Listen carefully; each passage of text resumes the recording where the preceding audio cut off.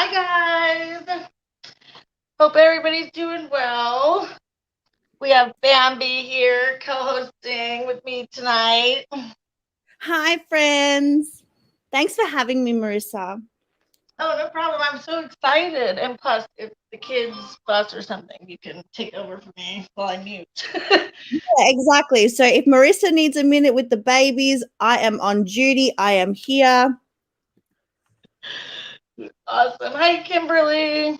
Yeah, usually when I mute, it's just like silent until I come back.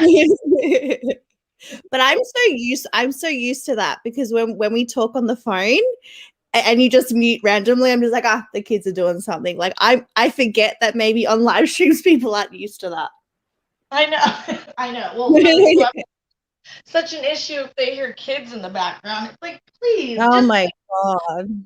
do people not know that when kids like fuss or say something, like not every second you have to run to them? Like that doesn't mean you're neglecting. Exactly. It is so weird to me how, and you know what's so funny when people talk about how like we're mums, we like kind of shouldn't be on the internet. It's like, have you ever heard of multitasking or hobbies or anything other? Like the kids might be sleeping or at school. Like, you know what I mean? I know it's so weird. So weird. People are weird. Hi Babel, hi Kimberly, hi Shay, hi Mandy, hi TM, hi Sunshinery, hi Claudia, hi Reagan. Hope everybody's doing good. Hi Melissa, having a good weekend. Boy, I feel like so much has happened in the last week. Oh my God. I feel like if I'd like take an hour away from my computer, I'd come back to like 1,700 freaking dramas. I know. I was just watching your video today about Trisha Paytas and fucking Moses. Like, what the hell? And guess what, girl? That information is now outdated. Like, there is so much more that has come out. And I did that video yesterday. Oh my! Do you want to tell us what's going on? Give us the tea. I will give you a little bit of tea because I want to do a video. But Oh, okay, you're gonna do another video. yeah, I'm going to do another video because we have him seen at Venice Beach with somebody, him seen on by some Starbucks employee saying that he saw the Starbucks employee claimed that he saw Trisha and Moses, and they were like, "Oh, we saw you with your big black wig. It wasn't Trisha." What? Oh my! Yeah. You gotta be kidding me. And then there's this whole allegation thing that come out where Trisha apparently accused a teacher and put that on the H3 like Frenemies podcast. And now because Mysterious had done those like 2 or 3 part series on it. Yeah. Ethan came out with a statement saying that it was on his podcast. He doesn't know whether it's true or not. He's upset because of the whole thing, and now he's taking a full week off of the podcast. And I don't know if it's related, but there's a lot. There's a lot. That's really weird. Well, when you were reading out, hi Jennifer, hi Shady, hi Patty. Good to see you guys. Hi Miss Kia, hi Charlie. Hi, vlogging. I'm actually seeing so many names here of everybody that I just adore. So I hope everyone's having a good weekend. I know, and I'm so glad you get to be on here with me. A lot of the people that follow me, they like you too, so it kind of works out. Yeah. Hi, Shelby. So, when you were reading the stuff from that ex-girlfriend, like, I don't know, I kept changing my mind. Me too. I'm like, okay, well, it kind of sounds true, but then I'm like, well, it doesn't. But then I find myself feeling guilty for thinking it's not true. That's me. That's how I was feeling the whole time. I was like, okay, do I side with her? Do I not side with her? And I shaded her a little bit. And then I was like apologize like she's ever going to watch my video. I was like, I'm sorry. I'm just like, I don't know, because Moses always seemed like he was so dedicated to Trisha Paytas. Like, I know, because I actually watched a video where they talked about her borderline personality disorder. And Moses in that video with her was just the nicest, most supporting, like, man. Like, I literally watched that video and I showed Jose and I was like, see, be like him. you know? Yeah. Like, look, be I know, Moses. and I loved the videos they put up. Like, she put up some little video of him like taking her wig off or something and I was like, oh, that's so cute. It was like so like seemed like such a Yes. genuine video. Yes, but then, as I said in my video, is it kind of like a birds of feather flock together? Like, it's just so like, you know, she can be toxic and all those sorts of things. Maybe he can be the same way. You know, I don't know. It's just weird. Trisha has another new channel.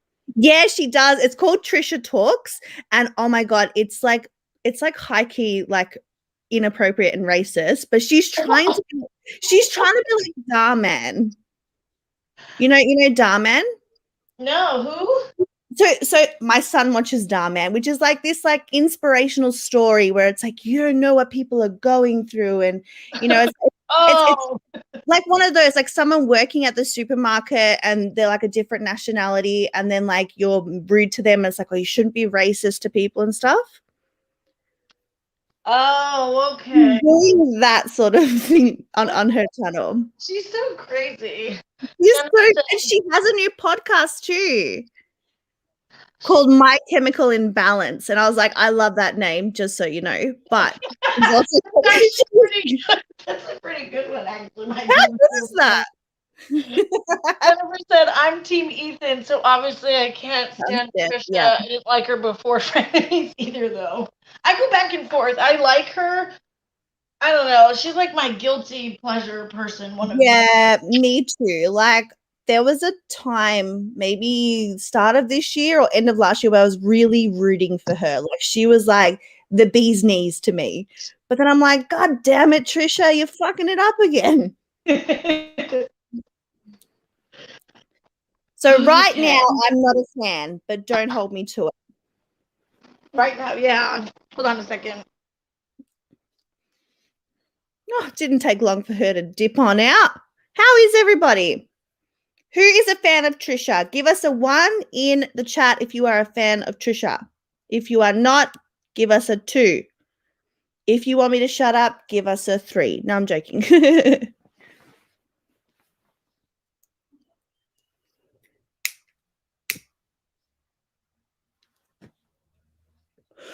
She starts doing good then, Bam. Oh my God, Shelby, I know. It drives me bananas. How are you, Melissa? 22222.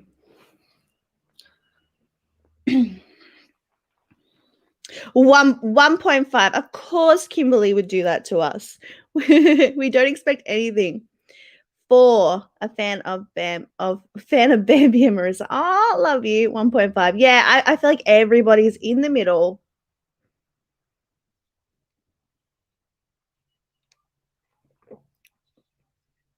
Jennifer, did they not put that up now?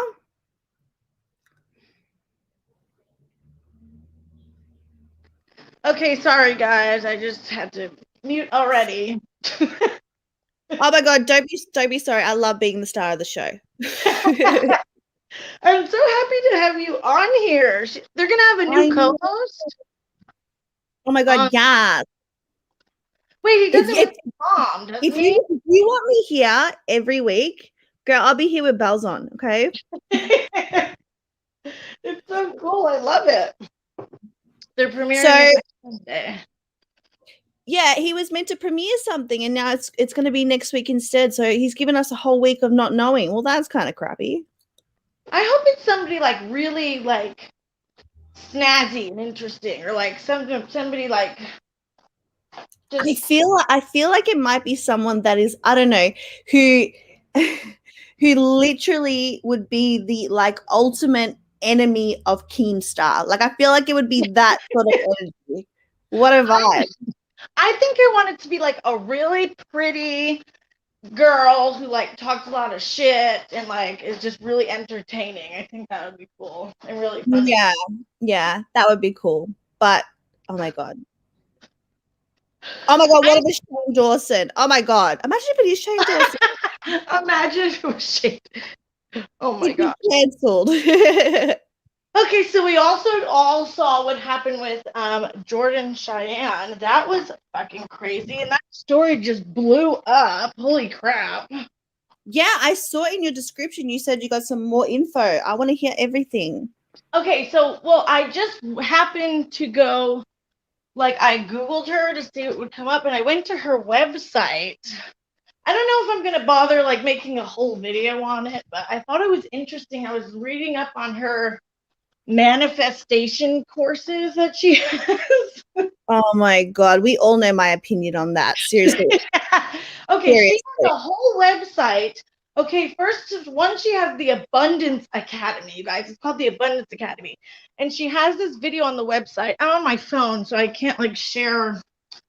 I'm not on a computer, like, share my screen or whatever. But she has a video, and she is such a fucking scammer. Oh my God. Okay, you know all that typical manifestation shit. She probably watched like 5 manifestation videos. I just ripped off their fucking content. Oh my And God. then she manifests herself some good judgment. So Amen. in the video on her website, she's like, oh, I started out on my dad's couch and I manifested wealth. I'm going to show you guys exactly how to get where I am and manifest wealth. And I was a single mom. And she's like, I am like living my dreams now. Like, yeah, living your dreams, scamming people. Just scamming people and like, oh my God. But Okay. I thought it was interesting all over her. She also has an Instagram course and like a course of how to grow your social media. But what I noticed is all over the website, it talks about turning your subscribers into paying clients. Are you serious? I swear. And I'm like, wait a minute, that's kind of weird to say something like that. And it says it multiple times. She's like, build your audience, grow your audience, turn your subscribers into paying clients. I was like, what the fuck? She's actually saying that in public? Oh my God. Like, look, behind the scenes of YouTube, as creators, we are given a lot of tips about how to make more money on YouTube. But we are not told ever to say or feel or think that our subscribers will be paying clients. I know. Our subscribers help us out. Just watching and liking and commenting. Exactly. Or if we have memberships, becoming members, which right. We're not going to talk about memberships today, guys. Okay. Oh my God. See, I knew she was like a PR dream. I knew that whole interview with Josh, I tried not to vomit when I said his name. Sorry, guys. But he is like, she used him. Like, it's so obvious. It's just so cringe. And then looking at her website, I suggest all of you guys, if you're interested, go look at her website because it's very telling, like, what her mindset is. And she really thinks, you know, and it really sucks because she pushes this whole single mom thing. And I'm always about moms, like, making money online, doing your thing. But I feel like she's kind of targeting single mothers, like, who are struggling. And it's very much like what's the word, like MLM. It's like MLM stuff. Boss babe, all that stuff, Huns, whatever. Right. And she's like making it seem like, oh, well, if you're struggling like I did, you can do this too. And you know, she also pushes, so really heavily pushes Ebates, okay? But all her videos are gone. So that's why I can't really I was going to make a video on this stuff because she has it all over her videos of how to make money online, but she got rid of them all. So I can't really show the receipts or anything for like a whole video. But what I also found interesting is if I can, I will find you the videos. If I can, I will find you the videos. Yeah, if you can. Oh, that would be great. She does all these, but she made one video talking about how she makes all this money. Well, she pushes Ebates like all the time. Ebates. And I feel like she's kind of dishonest because she sort of makes it seem like she's getting all of her Ebates money from shopping, and she's not. She's getting all of her Ebates money from her subscribers signing up to her link and shopping, and she gets money that way. Oh my God. Do you know what Ebates is? No. Okay, so probably I don't even know if is it just an American thing? It's this website where if you go through the website to shop, you get cash back. I'm sure we have something like here in Australia, but I don't do that stuff. Right. So now a lot of these influencers, referral codes. So a lot of the Rakuten, that's right. Sorry, they changed the name. It used to be eBay. It's Rakuten. So Rakuten is a name. I like that. All these influencers push this for people to use it, and they're like, it's free, it's not a scam, blah blah blah. Look how much money I made. I think Jordan showed she made like 10 grand or something, and people were in the comments and were like, oh, how much shopping do you need to do to make that much? Like, she's telling people they can make all this money, but really you only make the money on your referral codes. Like, you'd have to shop a lot to get $10,000 in cash back. Wow. Nobody is shopping that much. So she's so do you think, I want to ask you a question. Do you think that she is trying to like come back, like rebrand and come back? Oh, for sure. I think okay. Some people are saying it's planned. I don't really think that because, first of all, it backfired on her. I don't think she purposely leaked the footage, I don't think, but I do think that she thought that Dad Challenge podcast, that was her ticket to get back in to prevent being canceled, and I don't think she anticipated all these other drama channels and stuff to pick up the story after the interview, and it's like people got mad all over again. Yeah, like I feel like she thought she was smarter than everyone. Like I know you differ on the opinion of whether she leaked it on purpose. I believe she did it on purpose, and I believe that she thought she was smarter than everybody. And Josh ate that shit up because he's dumb as the rocks. But I don't think she expected even gaming commentary channels that I watch that never talk about this stuff have posted videos.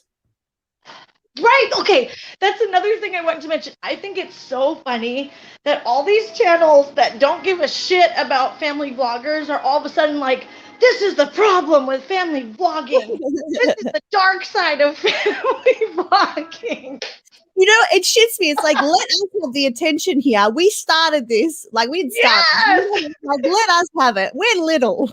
Right. And then all of a sudden, these huge ass channels who don't give two shits about family vlogging, they're like, I'm like, what? You never cared about family vlogging before. Now it's like the dark side of family vlogging. I know. I literally, I was watching Marky, who is like a bigger commentary channel. He talks a lot about Trisha and TikTokers and stuff. He was like, I hate family vloggers, and this is what happened. I was like, since when?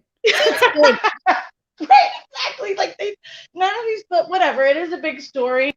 Yeah. And I did notice when I Googled her name, there are some news things. News articles, yep. Mm-hmm. So, I mean, but what, okay, what I don't understand is why would she want to make herself look like such a horrible mother on purpose? I mean, she must really think that she had a set plan to get out of it if she did leak it on purpose. I think there's people out here that have the mentality that any publicity is good publicity. So this is like her redemption arc that she's going to go do now. Whether she's taking him off the internet, it's all happening. So let's look how well I'm doing now. Mm-hmm. You know what I mean? That's true. You think, hey Sharon, good to see you. Hey Sharon. She hoped to get a free pass. Sorry, guys, I'm missing your comments. I deal with Greaves regarding customer service. What's Greaves? The plan is always to get ahead of the problem. Yeah. So, is that a company? I think grievances. Is that what she's talking about? Like, I don't think DCP is as stupid as his ego. Well, I think he definitely is arrogant. He has an ego, and I think he let his need to prove things are working and how he got this mommy blogger on his channel and she's, attractive woman giving him attention. I think he let that all cloud his freaking so-called movement. Oh, he was having a conversation with a pretty girl. You know that. He's went dressed up all nice with his jacket and that, like he was the bee's knees, mate. How embarrassing. He was stuttering up his words a little bit too. I know, it was so cringe. It was like one of those really awkward guys trying to talk to a pretty girl at a pub, like at a bar. Oh my God, it was so embarrassing. I have so much to say, though. This topic is very good. Oh, yeah, for sure, Sharon. Yeah, of course. Like I own the channel, but come on, girl. Do you want to come up and tell us what you know?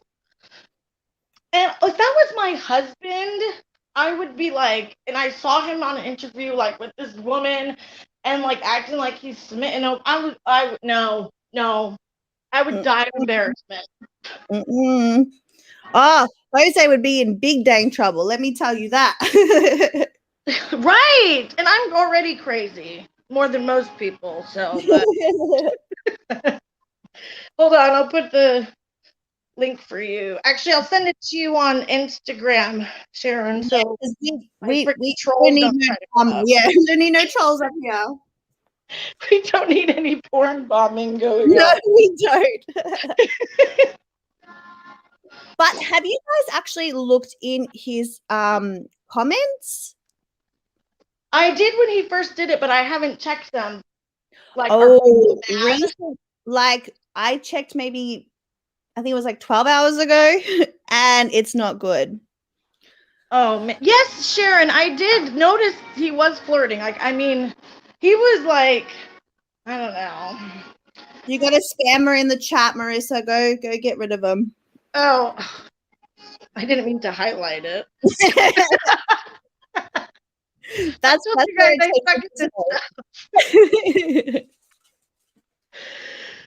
So I'm still trying to understand what, like, maybe it's just as a mother, I can't understand why you would want to purposely fucking put that on the internet. That's insanity. I know. But like you said, she's a professional. She's been doing this for fucking like 8 years. I really think that she did this to like, I don't know. Hey, Marianne.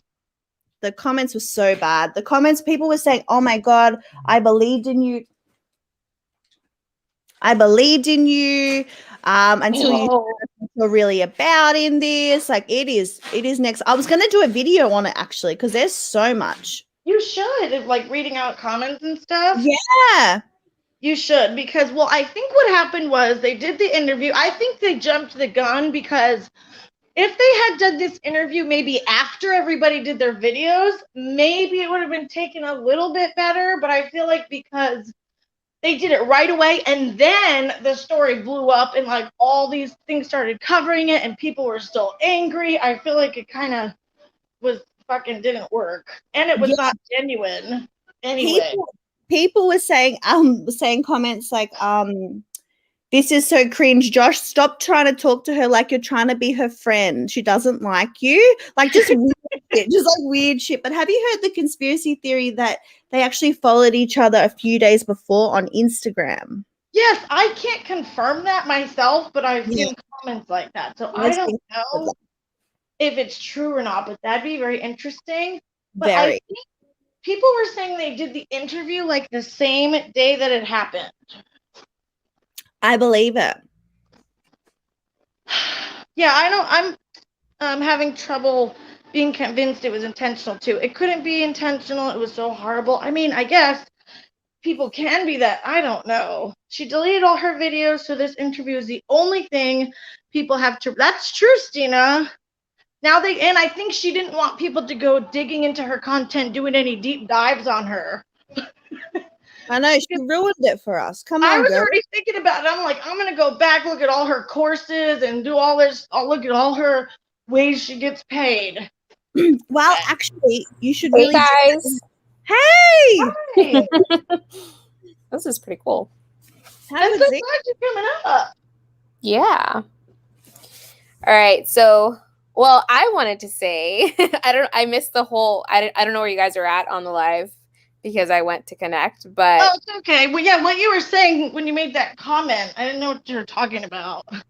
Yeah, he was, like, so flirty throughout the whole interview. And then at the end of the interview, he goes, I'm sure you get a lot of unsolicited dick pics. Like, what the hell is that? I didn't hear that part. He said that. I was like, what the frick? Like, Ew, I think maybe I remember that.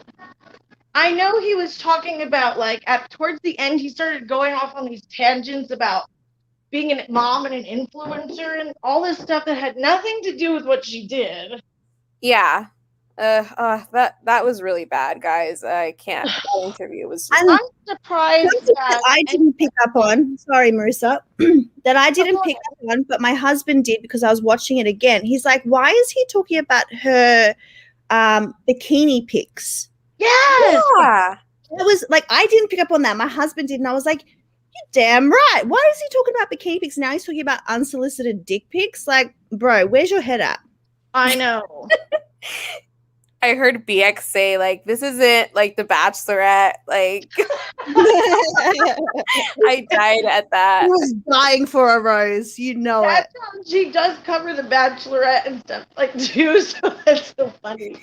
Like, what? It doesn't I feel like an think intimate he's date. obsessed. He's It's so obsessed weird. with influencers and like their bodies and what they're doing with their bodies. I find it very weird. He's constantly making comments about people in bikinis or like Bambi, your video, I died when you showed the part of him saying that people are putting their babies in lacy underwear. Okay, yeah. Oh my God. My husband, actually, I was watching that when I was getting ready, and my husband saw that, and he's like, is he implying that baby rompers are lingerie? Like, what the Yes. And I'm so glad that like we can sit here and say our husbands, who are men, yes, think the exact same thing, that is messed up. Like my husband wouldn't even know the words for them if I asked him to get them for our daughter. He'd be like, I don't know, nappy cover or the shorts. He'd never say underwear for a baby and use the word lacy. He's like the way he says it too, he's like, moms are just like salivating to get their kids on Instagram and put them in like what I feel like he makes things sound really weird. Yeah. Ugh. So weird. Do you think it was intentional, Sharon, that she left the clip in on purpose? I don't know. I don't know if you guys saw my post earlier. I thought it was so weird that on her actual website there's a link to the video. Like is she exposing herself? Like I find that so hard to believe, and I can't imagine someone doing that. Oh my God. Okay. I'm right. This is a whole intentional thing, because out of all things, to like most influencers would want to hide from something like this. Mm-hmm. And she's out here putting it on blast. Like it's like an actual link on her website. Yes. Sharon just did a video about it today. So when you go to her website and you click her Instagram, it goes to like an Instagram page and there's a link on it, and it's the screen recorded video of that clip. Weird. Someone else said that maybe like her Instagram got hacked, and that was just the link that she had to her previous account. So I mean, that's a possibility too. But either way, it's just really weird. I don't know. She deleted her whole channel. Like what? I don't understand what she thinks that's gonna do. Yeah, Yo, someone's in your comments. Ryan, what the frick? This is like this person is coming and saying the same exact thing. Do you have mods? Do people have ratings? I don't know if any of them are in here right now, actually. Mandy was in here. Melissa's one of my mods, and so is Jennifer. They're really good. So if you want to... Yeah, I'll make her bud. Yeah. I have to go over to YouTube. Oh, yeah. Melissa. Okay. Mandy's timing them out. She's in there, too. But there's a lot of them. That's like the 5th person that's come in. Thanks, Mandy. She will come back and be on Team DCP. I made Melissa a mod, too, to help you out, since you're the only other one here. Sorry, I'm laughing at Education's comment. That's funny. Okay. What was weird about his interview and bringing up the bikini and stuff was like the interview was about her son. Yeah, I know. He does. That's the weird. And did you guys hear when he was like, oh, what I do on this channel is call out influencer culture. I was like, you are so full of shit. I have never heard him say that ever. I've heard CC Suarez say that. Really? Taking notes from her big time. They were really good friends behind the scenes, guys. Yeah. Oh. There's something about her too. Like I don't know if you guys like her. There's something about her that I personally don't. I follow her, but I don't. She's like the girl version of DCP to me. Yeah. Oh, the same thing. Like I think she's called herself that too before. Too much. Like first of all, I don't want to watch top MLM fails like 50 times every Oh video. my god. I made a video when I first started YouTube, and it's called Why I'm Anti-MLM But Don't Watch Anti-MLM Content, and the hate I got was out of control. Really? And yeah. she left me a nasty comment on my first DCP video. Oh yeah, I remember seeing that vlog. She's like, I'm not like sub shaming, or like subscriber count shaming, but yeah, but you pretty much are. I hate, like, that's so stupid. And she was like really mad about my first video. She left a comment. I don't remember what it said, but it was pretty bitchy, if I'm being honest. Yeah, I remember seeing it. So, I mean, I already didn't start off liking her very much because of that. And then I actually went to go check out her channel. And I don't know. I just kind of feel like if you're saying that these people are brainwashed, then why are you trashing them? Yeah, exactly. Yeah, that's exactly what I said in my video. It's like, okay, you gather more, what is it? You get more bees with honey or whatever. Like, why are you saying these people are brainwashed? We have, we support people that come out of cults. So if they're brainwashed, don't you want to support them and show them that there's a better way to do things, not pile on top of them when they're making ill-informed decisions? Like, why be a jackass, Yeah. Right. I can understand, like, some of the, like the top people who are, like, total people. I do get that. Like, there's some who are just those, like, the bosses at the top or whatever that she talks about. Yeah. I get that, but I don't know. It just seems kind of excessive to me. Like, I kind of like to watch somebody who does all different kinds of content, like on different topics and stuff. So that might be it too. And that's nothing against her. That's just your preference. I'm the same way. Yeah. So, but I'm out here watching everyone. I also did a video on Annie from 10 to Life, who is supported by I don't even try to purposely like talk about people who did challenge podcasts. It just happens. It just happens at this point, I think. Well, it just seems like the crappy people love Dad Challenge podcast. But hey. Birds of a feather flock together, my friend. Did you guys know how she retracted all her stuff about the Sophie Long case? Yeah. Right? Yeah. I mean, I was really annoyed with the way she did her apology, but then people were like, oh, well, she was scripted by a lawyer. I'm like, that doesn't matter. She didn't even seem like she felt bad for all those videos and stuff. And then to upload a less than 4-minute apology, I was not impressed. Do you remember how big her channel was before the Sophie Long case? Wasn't it anywhere between, it was like 17K, I think. Yeah. She grew her channel, in my opinion. I think what really made her channel blow up was that case. It was. I watched it in real time because I think she was like anywhere between 12 to 17K. Then boom, she blew up. Yeah. And I mean, she was saying some pretty crazy stuff. She was talking to Michael Long, and she pretty much, I mean, some of her fans are coming to my comments and they're like, you don't know, blah, blah, blah. I'm like, listen, she just retracted everything. What do you mean I don't know it wasn't right?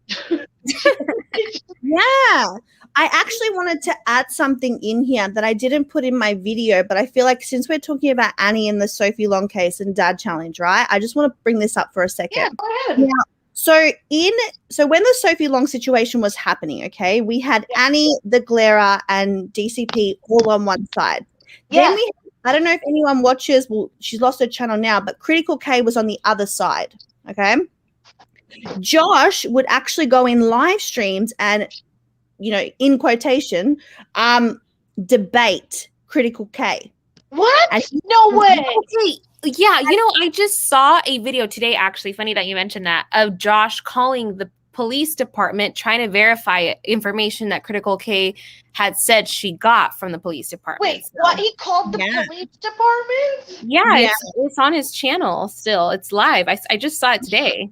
So when he says that he can't go at someone publicly, like he couldn't go at Jordan for this, he went like bad at Critical K. Like he was nasty and vile and spoke over her, and he was just an absolute asshat to her. Oh, so it's okay, you can be mean to Critical K, but you can't be mean to Jordan Cheyenne.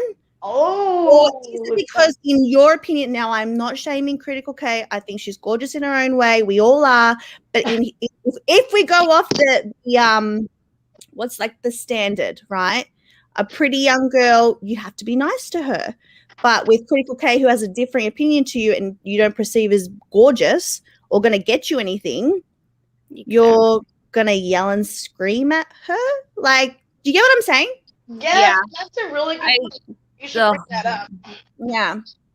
Everyone, like all of his supporters in the comments were arguing, like, if he shreds her, like, how is he going to bring anybody else on the channel? But it's like, he already does that. Exactly. That's the premise of his channel. Right. And he actually admitted in the interview he likes it better when they don't respond, so he can do more scathing videos. Yeah. He was so contradictory in that entire interview. Like, oh, I had a headache after. In his response when he did the update, I seriously wanted to throw my phone. He was being such a hypocrite. He's like, oh, I couldn't, rip her to shreds. She wouldn't have come on. I tell everybody, if they talk to me in the DMs and have a conversation, I won't trash them. That is emotional manipulation. And it's almost like blackmail, because he's pretty much telling these moms, unless you come talk to me in my DMs and most likely agree to what I want you to do, I'm going to trash you all over the internet. Yeah. That's okay, in my opinion. Like, you can't say stuff like that.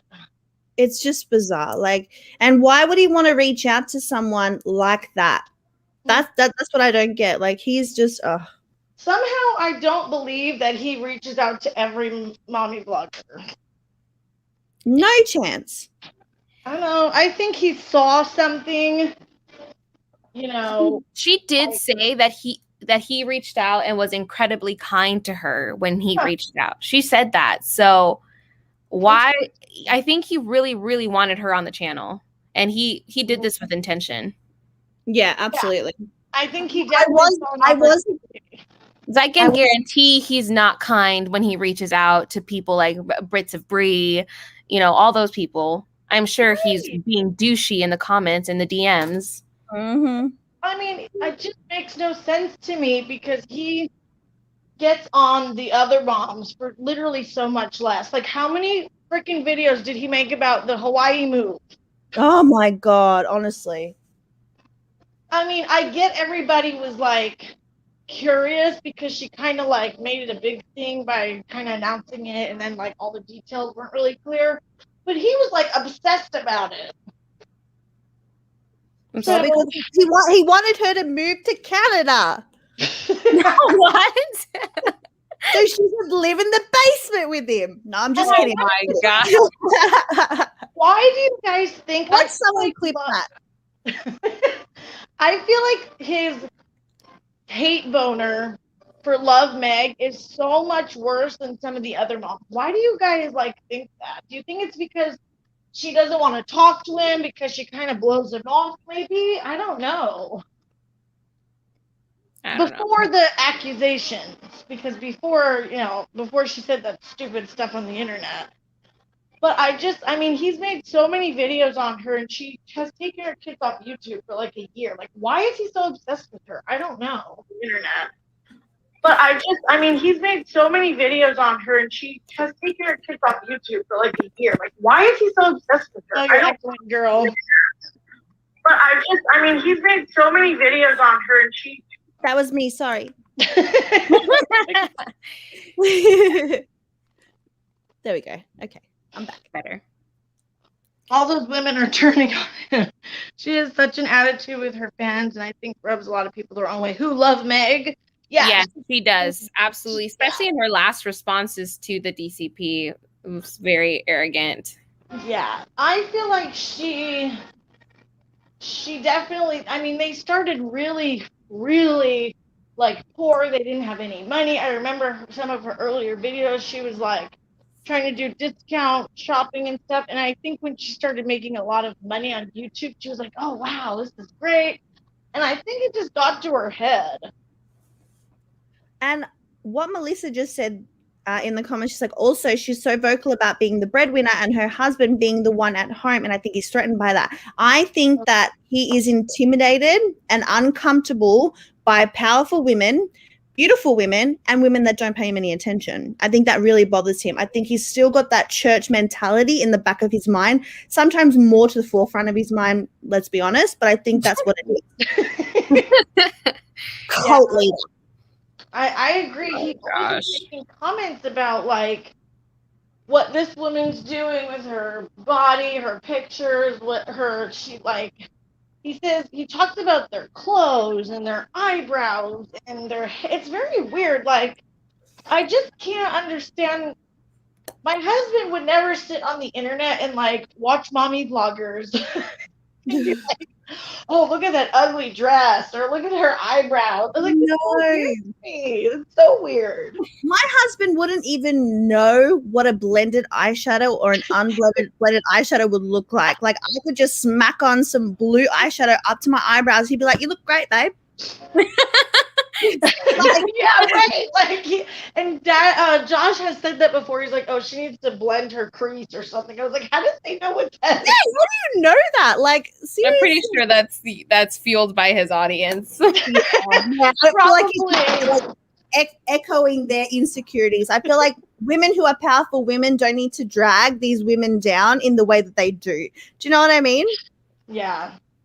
Like, and I guess if they do some things, just like every YouTuber, they're gonna have scandals and things to talk about. But I just critiques, I get that, but to rag on a woman, yeah, over her eyebrows, or the fact that she did what was it? She had Cheetos, like hot Cheetos on Jess Fam's floor. She had hot Cheetos, and like that was an uproar for everybody. Like, I know, everybody freaked out. They're like, she lets her kitty Cheetos for breakfast. Like, you guys I'd probably be canceled then if you guys do what my kids do for breakfast. I would be canceled for some of the stuff my kids have for breakfast. Like, oh my God, don't even get me started.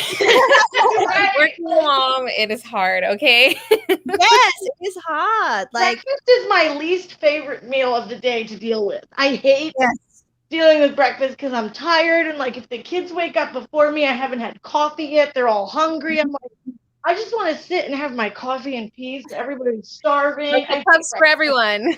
Yes. Have a banana, a piece of cheese, and then wash it down with a glass of whatever you want. Okay? Mummy's going to go sit over there. I love you. But I think he definitely got excited when she... Do you guys think she actually researched him before? Because she said she didn't know who he was. She only watched one video. I think everybody knows who he is in the mommy vlogging community at this point. Absolutely. Hard to get away from that. I felt like it was really strange that they both kept like pushing it, that they didn't know who each other was. Well, if you think about it, and I know Josh won't admit this, he does know who we are in some capacity, because his subscribers will go and say, oh, this dumb broad's talking about this, or CC Suarez at least is in your comment section. She's got a massive community. Mm-hmm. Like, if mummy vloggers and family vloggers are going down right now, they're going to know where that's coming from. People are not stupid. Right.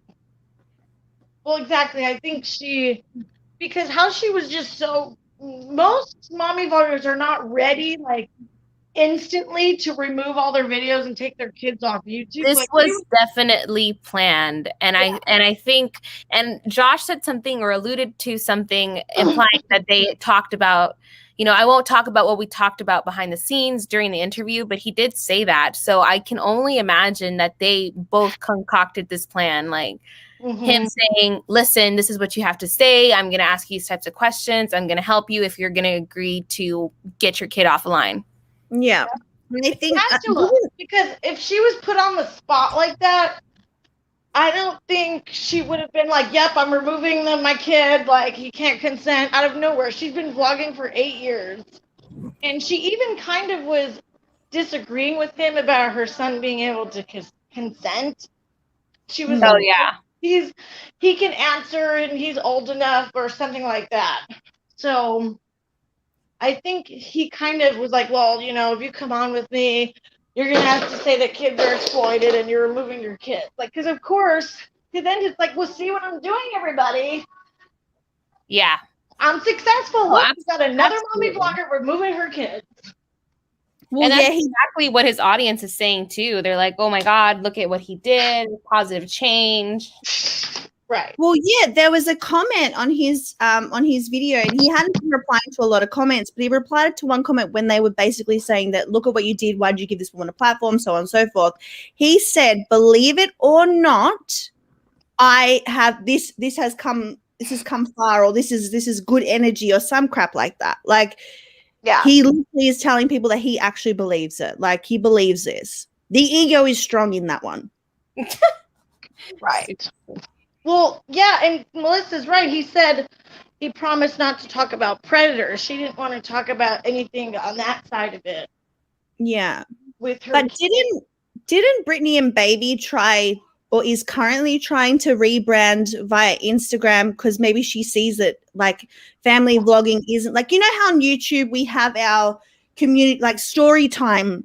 Yeah. YouTubers was a really big thing for a long time. Yeah, things. Yeah, like trends. I feel like they're starting to say that this trend is not, you know what I mean? Yeah, I think it's definitely going downhill, the whole vlogging thing. And I don't think it's just because of Josh. I think Josh just allows all these people who hate vloggers to kind of come together and trash them. Yeah, he's a failed family vlogger. He's had so many different channels. One of his channels has like 700 subscribers or like 300 subscribers. But, I mean, people say that, but if you look at some of these family channels, they're still freaking getting millions of views, some of them. And it's funny how he never talks about, I could be wrong here, tell me if I'm wrong, but why does he never talk about the Ace family? That's true. Has he ever mentioned it, Sharon? I don't think I've heard him. He hasn't, and people have conspiracy theories about that. Yeah, I was about to say there's the one I was telling you about last week, Marissa, where certain family vloggers have paid him off or something like that. Oh, interesting. But why he should be talking about them? He should be talking about Landon McBroom, who has this. There's a big controversy that he might have been physically or emotionally abusive to his former partner. Or another family who is Catherine McBroom's younger brother, who did a thumbnail saying we're homeless. Like, why are they not talking about that? It's true, and I feel like a lot more of the family channels, needs to be taught. He focuses not as much. I feel like he might be starting to not do it as much, but for a while there, it was like just only mommy vloggers. Because like I really do think it's different than family channels. Yeah. I think he might be intimidated by, the male component of the channel if he goes after these family channels like that. That's a good point. No, it's for the same reason the beauty channels have seen less views. They got big and made so much money, and people are sick of watching that. I think, people probably, those are men. He doesn't care so much about them. Right. He isn't going to go up against a man. That's a good point. Probably true. Yeah, maybe people are just sick of family channels. I think a lot of people think they're just turned into like just entitled rich assholes, pretty much. It's almost like it's like watch a burnout. Like we get burnt out by certain things after a while, I guess. And it might have had to do with the, the pandemic and stuff, because a lot of people didn't have as much money. I think that's part of the reason the beauty community, kind of went downhill too, besides all the assholes that were at the top. But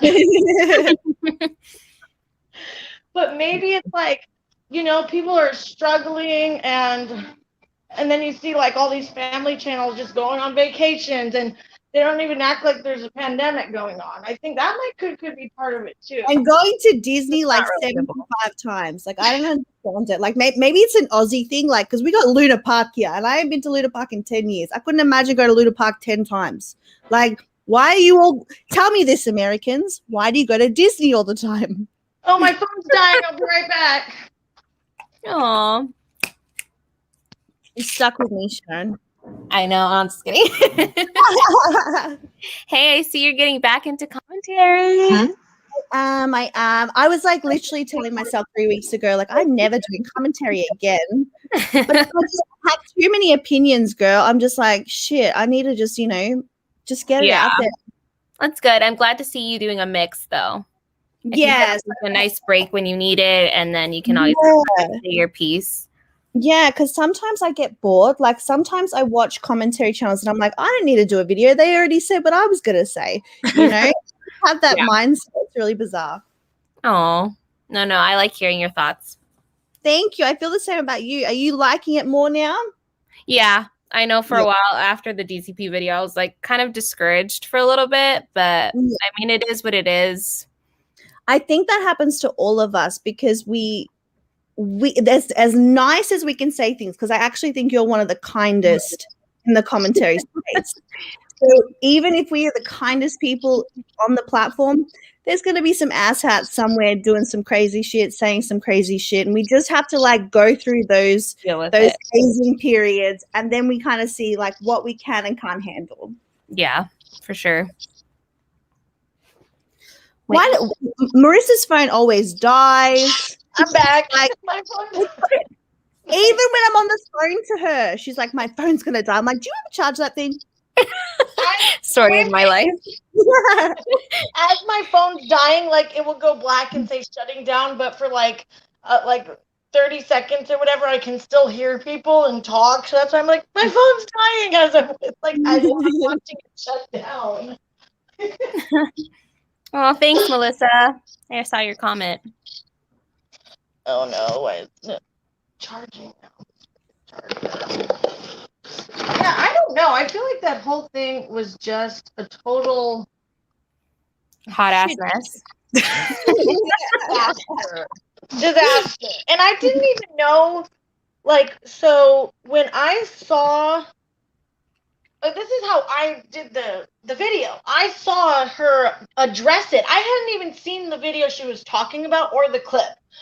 I don't watch her very much, but I saw her pop up in my feed, said addressing it, and then I saw what she was talking about, and I was like, what the heck? What clip? I had no idea. So first I saw her apology, and then I tried to look it up, and I saw the screen recording. I was like, what in the fuck? Shit. I was literally like made me sad. Like I was so like I wanted to cry. So I like ran up to her. I was like, I gotta talk about this. I didn't have any makeup on or anything, but I had no idea if anybody was even gonna watch it because drama channels and stuff and nobody talks about her. So like I didn't even know if it was gonna get views or anything. Yeah. But it's crazy. I did not expect it to like blow up like that. But do you guys think that she's gonna come back? Yep. I think so. I mean, basically the internet has the attention span of a goldfish, so I'm sure she'll be back. I think she's going to play it out and wait. I don't think she has a degree, or does anybody know what she did before YouTube? I think she worked in retail. Yeah, that's what I kind of got. Mm-hmm. Yeah, and she has her son used to a certain lifestyle. She needs to. Oh, that's what I wanted to ask you guys before my phone died. Okay, so some people were coming in my comments, and I feel like they were kind of trying to make me feel bad. They're like, everybody makes mistakes as a parent. Why are you not forgiving her, blah, blah, Okay, blah. I I don't saw a know. lot of those comments too. I did. Yeah. Oh. And it's like, on the Disgusting. one hand, I get that because I messed up, but then it's like, well, no, I would never do something like that. Like, I just can't. My son is 8 years old, and just watching her son on screen, like all I kept thinking about is my baby. Just the fact that she said, "I need to go take care of Christian," and then she continued to talk. Like, what the fuck? Like, Exactly. camera down, turn it off. Yeah, like I don't know if some of my subscribers are in here or whatever. The amount of live streams I have abruptly ended because I have some kids screaming and yelling about something. Yeah. I would never sit with the camera on. Right. Well, my 7-year-old son is my eldest. If he was sitting and crying, that's it. All bets are off. Everything is put down. You're worrying about that child. Like, this is not just some dumb thing you do on the internet. Like, that shows character. Thank you. Okay, I feel better now because people are starting to try to make me feel bad. No. I'm like, maybe I'm being too hard on her, but I don't feel like it was a mistake. I feel like that's just who she has become. Yeah, absolutely. And especially when she put her hand on the camera and then continued, like, did you guys see the stark difference between crying and then, come on, get for the thumbnail, let's go? Like, what the hell? Yes, that No was so emotion, cool. like zero Right. emotion. And you know what? I forgot to bring this up in my video, but she was like almost being kind of aggressive about it. She was like, come here, come here. And then she just threw him off to the side when she was done. Yeah. At the Like end. it was nothing. Especially when he said the words, "But I am crying," I was like, Ugh, "Wow!" I know. That's like, Oh, sweet boy. Oh my God. I wanted to cuddle him. I wanted to take care of him, and he's not even my own flesh and blood. You know what I mean? Yeah. Right. And she still wasn't getting it because I feel like her only concern was that her audience thinks she's fake now. That is not even, who cares about that? Yeah. And during the interview, she kept saying, now they think that I'm fake. Now you guys will question what I say. And it's like, no, we're not mad about that. We're mad at the fact that your son was literally crying next to you and you completely looked over that. Right. And that's like all influencers, you know, a lot of them are fake. We kind of all know that. It's not really that big of a deal that she dramatizes things, but something like that with your child, like if you have why didn't she just put herself in the thumbnail? Even if you're crying in the thumbnail, it gets views. Yeah, exactly. No, I just feel like, I don't know. I'm not over it. And I don't think either. I was way mad in my video. I had to edit myself out. My husband was like, you need to keep it clean. I was like, I'm pissed. I was wondering how you were going to do the video, Sharon, because you're so nice. I'm like, this is one that I think she's really mad. So I was really interested to see. And I think it's something that we can really have like a real opinion on, because it's not like we're giving an opinion on something that we've never been through or like don't have like, we're mums. We get it. Yeah. You know, like, I don't know. This isn't when your kid's in the backseat screaming about something and like you're driving and you're like, all right, I'm going to deal with that in a sec. Just calm down. I'm coming. Let me just park the car. Like, this isn't that. Yeah. And I was just, I'm not the type who like overreacts and like makes videos or tells everybody who I'm unsubscribing to. I don't do that. But for this case, I was like, I don't want to support her. The only other mother, like I said, that I was that mad at, I don't know if you saw that clip going around, Sharon, of Megan Lee, when she was, you know who that is, right? The Megan Lee. Have you talked about her before? No, I haven't. I haven't covered her. But I did hear she was involved in controversy. I just don't know what it was. I did a video on her and I was so angry. This was the only other time I was this angry at a mom. She had herself on Instagram filming her and her son. Her son was crying and pulling on her, and she's like, oh, he wants a bottle. And she starts rolling her eyes and like acting like the kid was so annoying as he's crying on the Instagram story and pulling on her and stuff. She's like, oh, the bottle fell behind the couch and he wants his bottle. She starts rolling her eyes and stuff. And the kid's like, ah, pulling on her. I was like, what the hell? Oh, I think I did see APOC talk about her. I think she's like the stay-at-home mom who wants to do something more, something like that. Yeah, she constantly like really Complains. almost borderline trash talks her toddler constantly on Instagram. It's a little much. What the hell? I know. That was the only other mom that I got this mad at. So like I usually stick up for all of them, even when they kind of do some shady stuff. I'm like, oh well, you know, this wasn't that bad or that wasn't that bad. But this, I was like, somebody told me, they were like, oh well, first you're going after DCP and sticking up for mommy bloggers, and now you're going after a mommy blogger. Why don't you pick a side? Like, no, there is no Oh my side. God. There's no sides. Whether I see a mommy blogger do something I don't like or an anti-mommy blogger, I'm going to talk about it. Like, there is no side. I can talk about both of them. Like, it's a situational, like, thing for me. Oh, absolutely. Yeah, and what I'm kind of like I'm not concerned, but kind of concerned about, and I want to hear what you guys think about this. Do you think that this is just really gonna make everybody hate mummy vloggers even more and push people more towards Josh? Or do you feel like this has kind of lifted the mask of him and his movement and how we could have a better conversation with better people, better advocates and stuff about this? I think the first one. Yeah. The first one for sure. Even just going like right now, I'll go to his page really quick, and that video, it has let me see, what is this? 863 dislikes and 2,300 likes. Wow. It's still a very big difference between the two. Mm-hmm. Very torn. That's another reason why I'm angry, because I feel like they're like, oh wow, you know, all these people have been right this whole time. This is what all the moms do. Like, no, I'm sure a lot of them do, but I've talked to some of them, and I don't think that they all do that. But I do think people are like, wow, they were right. Mommy bloggers are evil. Like, yeah. It's really split, I think. But I do think if he had, you know, done a better interview, it probably would be more like that. I think a lot of people are pissed at him right now. Yeah. He's been kind of laying low. I know he's in Florida right now with Cece Suarez, but what? Yeah. I don't know if we should. Yeah, he's in Florida right now. They did a live stream. They deleted it now. His wife, right? Did his wife stay home? Yeah, it's just him and his oldest son, the 18-year-old, I think. But is she married? She is married. Okay. I wonder if the husband's there too. Okay, I'm just going to jump on a plane right now and come visit your husband, Marissa. Like, what? I think it's. I know he's there because he took his son to see his girlfriend. What? But he's stopping by to see.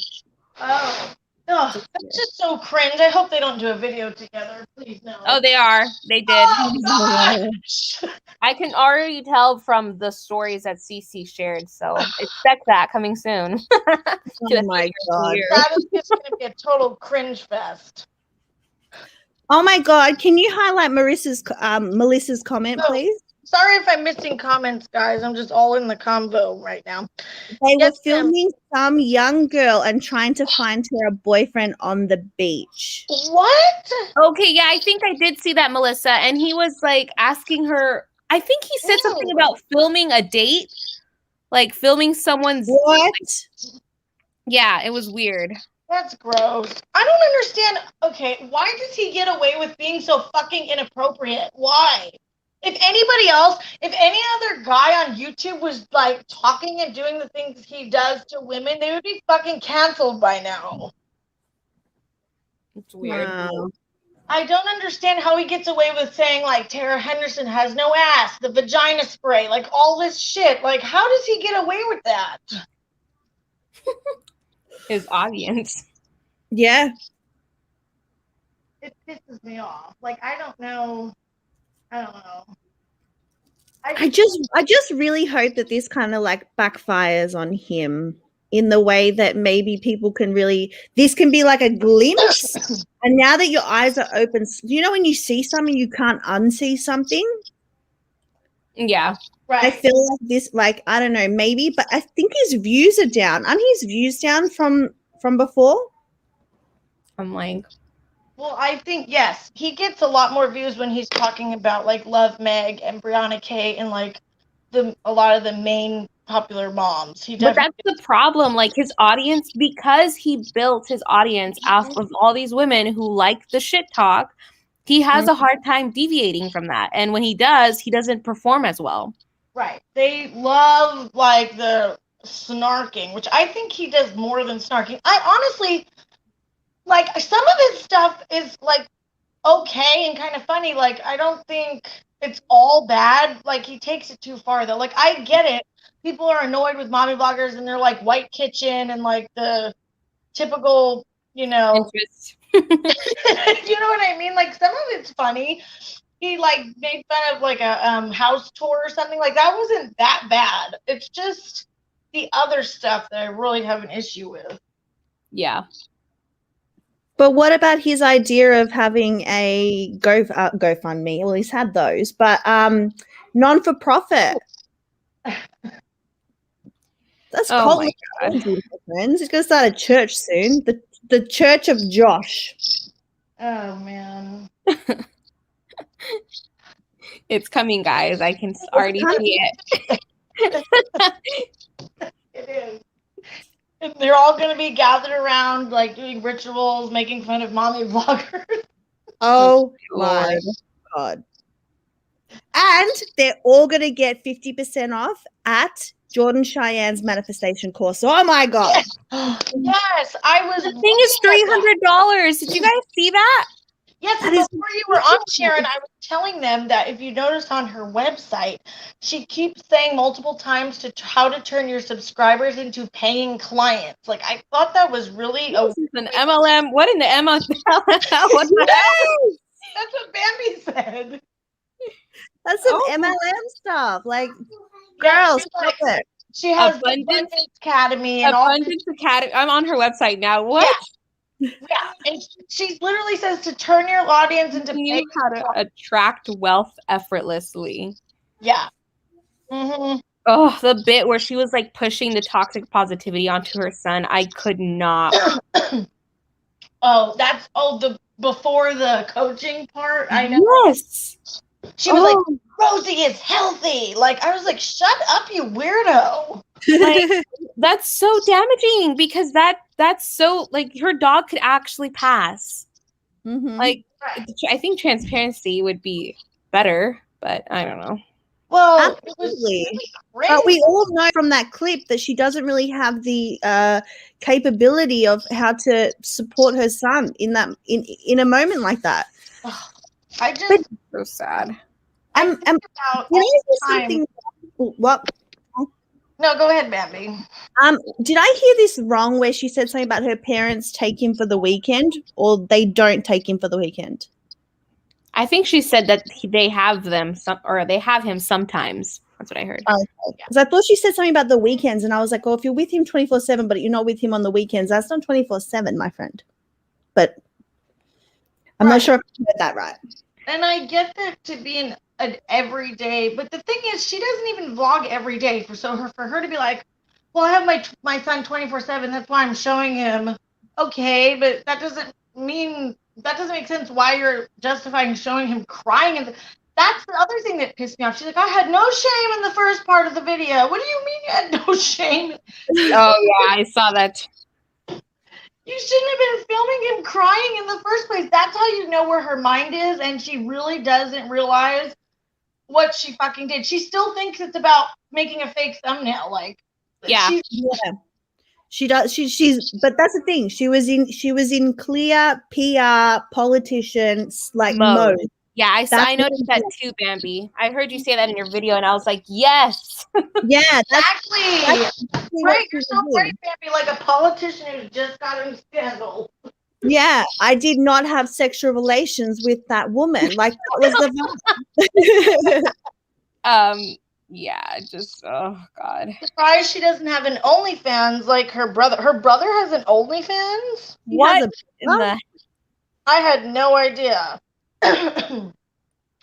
something interesting I want to show you guys really quick. Somebody left me a comment about her. Now, obviously, someone leaving a comment, we don't know if it's true or not. So, but hold on, let me find it. Yes, take it with a pinch of salt, my friends. But I thought it was interesting because this person claims that they knew her. Hold on. What? I'm going to read it to you guys. Can you still hear me? Sometimes when I go out of the main thing. Okay, hold on. Let me find it. Just give me a second. I'm not prepared as fucking usual. Okay. I'm not a professional at live streaming. Where the fuck is it? It was really interesting. I find it funny how she says that she's with her son 24/7, so he has to be in it. Well, I'm kind of with my kids all the time, and they're not in my videos. Marissa, I know you're with your kids all the time. Exactly. Videos. But she had no problem having him out of the 4 apologies she did. And that went for a while. So, I don't know. Oh, man. So bizarre. People are bizarre. The internet is a crazy place, honestly. Seriously. But we keep coming back, guys. We're still here. Have we lost Marissa, or is she still just finding something? Can you hear me? Yeah, I can hear you. Okay. I think sometimes if I'm out of the freaking thing too long, hold on. We just need to start doing our own hold music. We did Karen, do you have any drums close by? Where? Oh, man, I hope I can find it. It was really interesting what the person said. Hold on. And then she had the audacity to say that she doesn't physically abuse her son. She doesn't starve him. You're doing neglect. Stones may break my bones, but words are forever. Do you know what I mean? That is, that's not an argument. Yeah, emotional neglect is pretty much emotional abuse. Hello. Yep, and it's just as serious. Exactly. And DCP had no counter argument for that. None whatsoever. And I'm thinking, aren't you meant to be this really incredible person? No, Josh, stop it. It was a mess.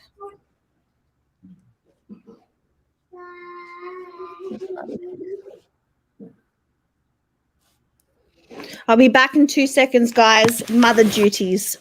Okay.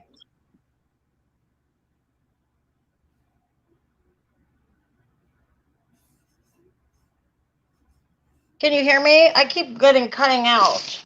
I can hear you. Okay. Man, I can't believe now I can't find it. I know it's here.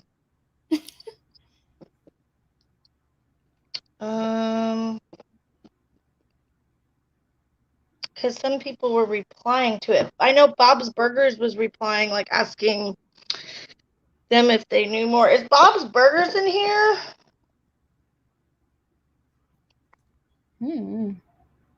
Let's see. It was oh, here we go. Found it. Okay. You can hear me, right?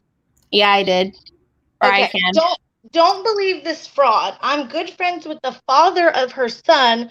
She does not let him see the child or be in his life. She never made her own money. Her dad is a rich lawyer that has paid her way and paid for the down payment and furniture of her new home.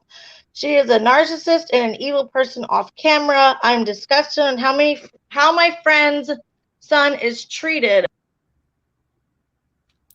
What? A lawyer? That makes a lot of sense. Because the way she, the vernacular and everything she uses, that makes a lot of sense. Yeah. Yeah, I think I had heard that too. So, yeah, it makes total sense in the way she carries herself, speaks. Absolutely. Crazy, right? And then they said years ago she tried to make it as a country singer, but it did not go anywhere. I was the one that Seriously? Yeah. I cannot see that. I was the one that suggested she started doing YouTube videos in 2012. So she started doing makeup videos, then shifted to live fitness blogger. I guess the whole fame and attention got to her, and she started to neglect her kid and cared about the money she should get. I'm sure she was coached by other YouTubers she connected to up her ratings. One thing I have not seen people get concerned about was when she was telling the kid the puppy will be okay in aggressive tone, which tells you how real her personality is off camera. Mm-hmm. So I thought that was really interesting. Like, obviously, we don't know if this person's telling the truth, but I don't know. I mean, if her dad is a lawyer, I mean, he could have been telling her, like, listen, you need to do this, you need to say this. Yeah, absolutely. We never know. No. She hasn't talked that much about her like son and the father and stuff. She has talked about it though. So like, but I don't try not to like speculate on that stuff unless they bring it up. You know what I mean? Yeah. But I don't know what the deal is with that. I just thought that was really interesting that they said the dad's like a lawyer. And she did say that she used to sleep on her dad's couch before she made money. And she said that on her website. She has a video on her website, and she was like, yeah, I used to sleep on my dad's couch. And I went from being a single mom to like having all my wealth, and you guys can have it too, and abundance this and manifest that and law of attraction bullshit. And that's actually very trendy right now. So it's almost like, so she goes from country singer to beauty influencer, fitness, all this other stuff. Like she's going with the trends. She's following the trends. Yes. One for one. And then she must have, I don't know what got her into this whole manifestation thing, but what is up with all this manifesting stuff? It's like, no, girl, you did not manifest your wealth. You got your wealth from fucking scamming people with your damn courses. I know. And now I think that's mostly the reason why she's worried. Because, yes, her views were down. But, like, especially if she's canceled, nobody's going to be buying that course on how to be a successful Instagrammer and social media personality. Well, if she does make a really good comeback and grows in this new, because it's almost like when you leave a community, you can go to another one and everyone's like, it's fine, don't worry about it. For a little while, then people bring it up again. But right, if she comes back and wins, so to speak, on her next ventures, people are going to pay for those courses because they're going to see the up, that she made it again. Mm-hmm. Oh my God, that's so true. Well, I know there are people who are like, she made a mistake. Like, no parent's perfect, but there's more people mad at her now. I don't know. What do you guys think would it take for her to come back and like actually be accepted again? Like, what for you would you need to see? Like, I don't even know if she could do anything for me, in my opinion, unless she really understood what she did. Like, I'll give you my answer. Sweet fuck all. Sharon, do you think you would ever like be like, okay, I think she's changed, or I'll give her a chance again, or whatever? Oh no. Listen, I always try to see the best in people. I really genuinely do. Especially because I know I've made lots of mistakes, but like that's your baby right there. I know. That's like my own flesh and blood, and if I could not do that, I'm sorry. The mistake to me would be like, oh shit, I forgot to make lunch. Right.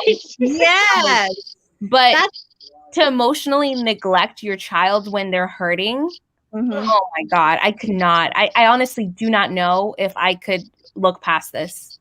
No, that's how I feel. Me too. I can forgive a multitude of people for a multitude of things, but let me tell you something, as dramatic as this sounds, that moment for that child will be a reason why he is sitting across from a psychiatrist 15 years from now having that discussion about that moment. Like, that is a serious moment, and now it's blasted all over the internet. Like, I just, no. Mm-mm. Right, exactly. Claudia said she feels the same as you, Bambi. Melissa said, never say never, but the bigger offenses will require more time and proof of change. I don't see her. Oh, yeah, absolutely. Yeah. I think she will just move on to another community and go on with the trends as she has done. I think she's already got a Pinterest board ready to put it up on her. Manifest her new life. Yeah, Shay says, just got it going, guys. Shay says, I think she's going to rebrand as a YouTube manager or PR agent. That would be interesting. Hey, that's a really good one. Yes, that is. I don't know. I guess like I actions know. speak louder than words, but at this point it's like, can we even like seeing what we all saw on how easy she turns on the switch? Yeah, Like, can we believe anything that she says going forward? That's the thing. She was already coming off as fake to me, and I was like a supporter of hers. And it was just something about her that seemed like she was trying so hard and forcing it to try to be like a typical, like influencer. Like, I feel like she was just pushing that so much. It just didn't seem genuine to me. Yeah, but what's so bizarre is that I've seen a lot of influencers do a lot of things and they just come back. Yeah. Oh, I know. Like, they just like James Charles, he just decided he was coming back. He did all that stuff. He took away his apology and started freaking baking cookies on YouTube. Pinkity drinkities. I was like, is he really uploading what is that crumble cookie freaking video he did? I was like, is he really just gonna upload a freaking cookie video after all that happened? I mean, yeah, like there was a Australian YouTuber, and I can't remember her name, but she did something. She had a vlog or something, and she left pieces in there of her locking a puppy in a dark bathroom for a really long time, and like everyone said she was cancelled. Everyone said she's done. She came back, and she came back bigger than ever. I can't remember her name, but like this little puppy was put in her apartment in a bathroom, food and water, and going to the toilet in that same space. And a lot of people heard about, but she made a comeback, and she has sponsorships with Zala Hair and all this other stuff. So people come back from shit. People come back. Hey, Dark Magician, thanks. That is crazy. Okay, I did not hear that story. Yeah. I can't remember her name. She came back. I don't know if she's back now, but she did come back, and everyone was like, it was nothing. Wow, that's insane. Well, usually with animals, people really don't forgive you, even more than kids. Which is bizarre. We should have the same energy. Same energy, friends. Well, even Dad Challenge said that what Nikki Philippi did was worse than this lady. I'm like, I wouldn't say that. I don't think it was worse. I don't even think it can be comparable, because you can't compare. That's like comparing, I don't know, carrots to Cheetos. Like, it's just, you can't compare it. It's two different right. I mean, obviously Micah Stauffer's like the number one evil YouTube mother, but besides that, I don't know. I mean, and that's another thing people are using, like the justification of, all of the family vloggers did it. If you saw what they all did behind the scenes, but we didn't. This is what we saw. Exactly. And your point. Right. Like, okay, if they get exposed for the same thing, we'll talk about that too. Yeah, exactly. Has anyone spoken about, I don't know, I'm going on a tangent here, but has anyone ever spoken about or talked about that family from the UK where the father was engaged in inappropriate conversations with a minor? Oh, shoot. What's the family name? This is Howie Bingham. No. Something like that, isn't it? He has like a very emo look, right? Like, yeah. Like a 2000s vibe. Yes. Very much My Chemical Romance vibe. Yeah. I know exactly who you're talking about, but I can't think of the name of it. Yeah, that is something there that if Josh talked about that and covered that, I would actually have some sort of respect for him, because I think he has. He has? Oh my God. Well, then I'm slow, aren't I? Sorry, Josh. I don't I give you kudos, my friend. Might have been before I started watching him. I mean, he had so much videos, but he was like, he got caught doing it again, didn't he? Like just being weird with teenagers. Yeah. Mm-hmm. That And guy's that's the so thing. fucking disgusting. I'm sorry. Oh my Yeah, god. that's gross. I know. That is worse than Love Meg cleaning her room 7 times. Like, Okay, now I want to talk to you guys, ask you about Still Dad Challenge podcast, but I want to ask you guys in the chat too, how you feel about like him and Sloan and covering like Danielle Cohn and Piper Raquel, and like he put Piper Raquel's bikini pictures on his channel. Like, what do you think about covering teenagers like that? Like, I get that they're being exploited by their parents, but at what point are you doing more damage than good? Yeah, this is a very hard topic for me to talk about, and that's why I've been a little bit hesitant to talk about Danielle Cohen and all these young girls. But I think he honestly does more damage than good when it comes to this. DCP is trash. Well said, fashionista. And the way he talked about Danielle Cohen, like, oh, she's just good at taking pictures. Like, excuse me, sir. Like, this is a child. Like, you're literally talking down on a child. And it's not drama. Like, first of all, it's one thing for DCP to cover her, but when Angelica Oles did a fucking drama video on her, I was like, no, this bitch did not. It's not drama videos on teenagers now. Yeah, I just feel like I was going to do a whole video about his video on Danielle Cohen. I was going to do a whole video on it. But the more I watched it, the more uncomfortable I was. Because I feel like I just I can't even get the words out of how uncomfortable it makes me, because it's like you're dragging a child. Like, you literally are saying she's good for nothing, she belongs in the system, she's too far gone. Like, imagine someone talking about your daughter like that. Like, I don't know, I just feel like it's really just like, stop fucking talking about her. Okay, she's a bad influence, she's doing questionable things, but she has questionable people around her, and it's shitty and it sucks. But what are you actually doing to help? Other than shit talk her. Like, what? Exactly. Right.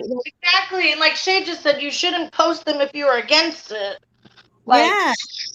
That's the thing. Like, at least Sloan, okay, Sloan's not always my favorite person, but when he covered it, he at least censored the bikini pictures. I was like, okay, at least he covered up, like, the parts that which you have a bikini. Josh was, like, literally posting all of her inappropriate photos, like, front and center, like, and showing his son. He showed his son this stuff. Yeah. Like, and telling us to look at Instagram. When I did that video and I showed the clip of him, because I think a lot of people didn't think of it like that when he did it. And when I showed that clip of him showing Danielle Cohn in freaking lingerie to his 18-year-old son on camera, like, some people were like, oh my gosh, you're right, that's crazy. But other people were so pissed at me. I'm like, why are you mad at me? This is the guy. Yeah. But the timing, I think it was the timing. It was kind of like bad, but yeah, I know. I mean, it worked for you because it pushed your video out, but it was also like, then everybody just assumed that you were on the same like Shannon Rose train. Yes, and that wasn't the case. Right, it had nothing to do with it, and it was somebody left a comment that was my proof, and that's what everybody was using as proof that he was a. You know what? I was like, what? No, like, that is not what I was saying. Did I think it was creepy? Yeah. But some people were in my comments, like, besides that part of it, they were like, you're crazy. Why are you saying he's doing something weird? His son's an adult. He's trying to prove a point. And I was like, no, you don't prove a point. I even asked my husband. I asked my mom. I was like, am I crazy here? Or do you think it's weird to show your son she's like, was like 13 in some of the pictures, in bikinis and lingerie, and be filmed? Like, that is inappropriate to me, like, to the full extent. Yeah.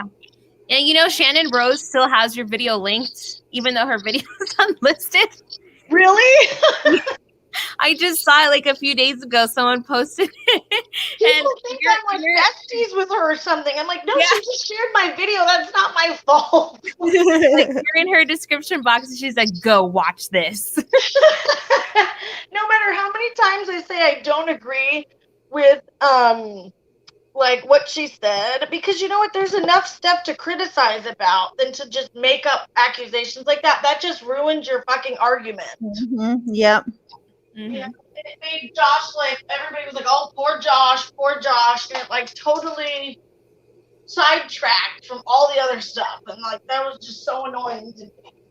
And I just feel like Josh has a very weird way of looking at things. I think that's what it is that gets me about him. He made a tweet in July where it was a news article about someone went to hospital from Jojo Siwa's, a party at Jojo Siwa's house, right? Someone went to hospital with a suspected overdose.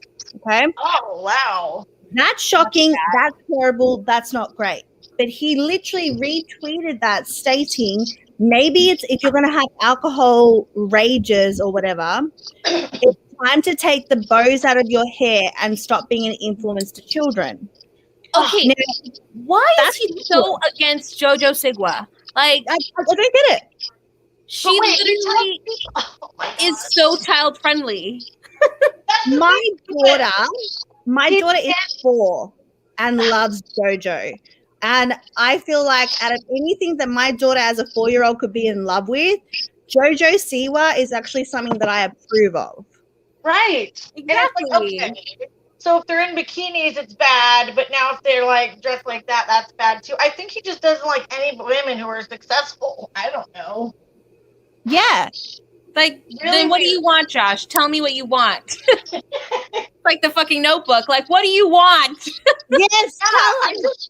It's the constant like bash. Like, I feel like he's always bashing like teen moms and stuff like that. He's like, oh, it's so weird that teen moms always go into family vlogging. Like, okay, but that's like, he shames them, I feel like. Besides just talking crap about Daniel Cohn and Piper Raquel, I feel like he talked like, okay, Jess fam, I understand she did some like questionable things, but I don't think shaming her for being a teen mom is like okay. Like, yeah, so I grew up in the western suburbs of Melbourne, and a lot of girls that I went to high school with, a lot of them were pregnant in high school, and you know, and I saw a lot of the struggles they went through as single moms, and I feel like they were already piled on enough and went through a lot. Yeah. Being a parent so young, I couldn't imagine going out of my way to make that worse. Do you know what I mean? Yeah. Yeah, I mean, I had my first son when I was 19. I was technically an adult, but I still was very young. I didn't know what the fuck I was doing. I was a total mess. You know what I mean? But it worked out. Everything's fine now. And if I think it's awesome if some of these, you know, moms who started off as teenagers and like maybe had some struggles and they made it now. They like have a nice life for their kids. Like, I think that's awesome. Yeah, I think that's amazing. Like, I was 21 when I got married, and I had a honeymoon baby. So I was 21 when I had my son, and even that for me was young. But like, I don't know. I just don't understand why I do understand, because he's Mr. Church. You know, like, he has this negative connotation for women that have babies outside of marriage and too young. Like, I just feel like you don't have a right to have a conversation or anything like that. Like, you need to shut up. Like, teen moms have it hard as it is. They don't need more crap. Exactly. Right.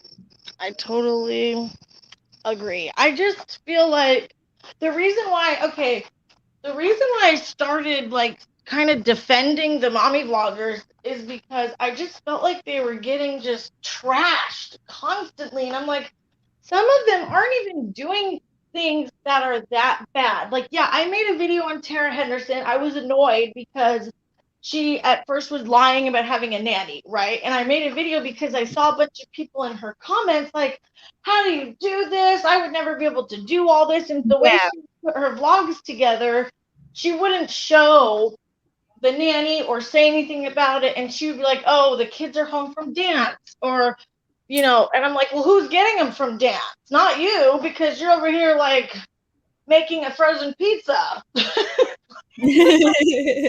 So somebody was helping her. So I made a video like that.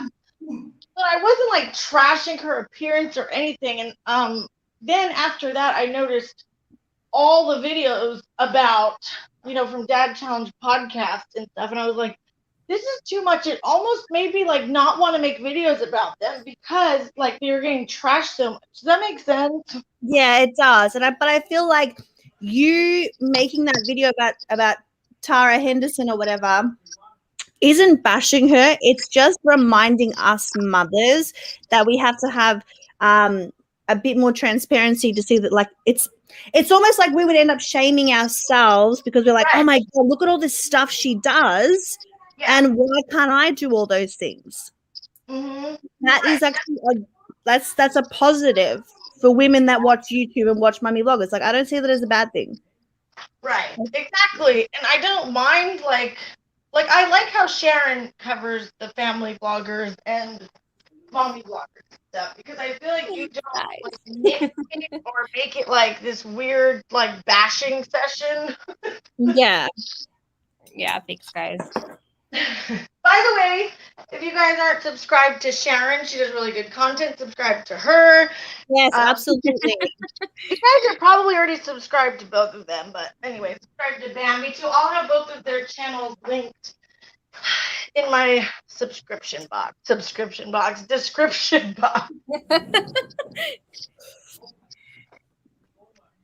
Do you follow? Oh, that's another thing.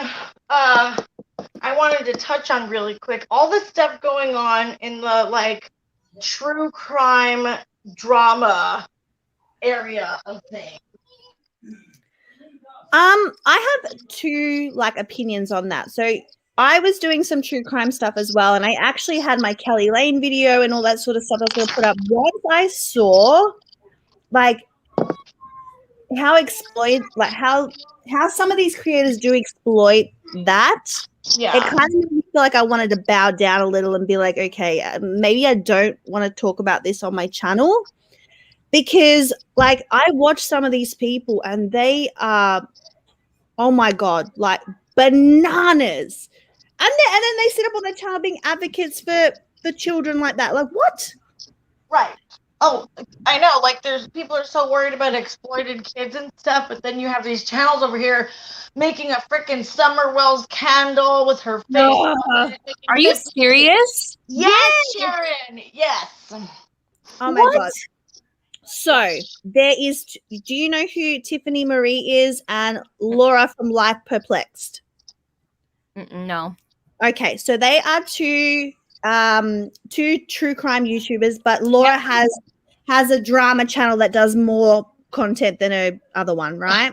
But Yeah. Tiffany Marie has been in this true crime space and in this drama space. Her channel popped off when she started covering the Summer Wells case. Laura on the side owns a candle company. So what they did was put Summer Wells's face and Tiffany Marie's face on a candle and called it a collaboration. Yep. And then changed the prices to like $25, and then like $5 or $10 will go to the what was it, Marissa? Was it like the reward money or something? Yeah, I think something like that. And it wasn't very much that they were gonna. Yeah. This is wild. It is. And Natasha too. Natasha Cooper. Sweet baby Christmas. She stresses me out. Natasha Cooper. Like, at what point? First of all, I have my own opinions about covering active cases on a true crime channel, especially involving children. I just don't feel like. Mm-hmm.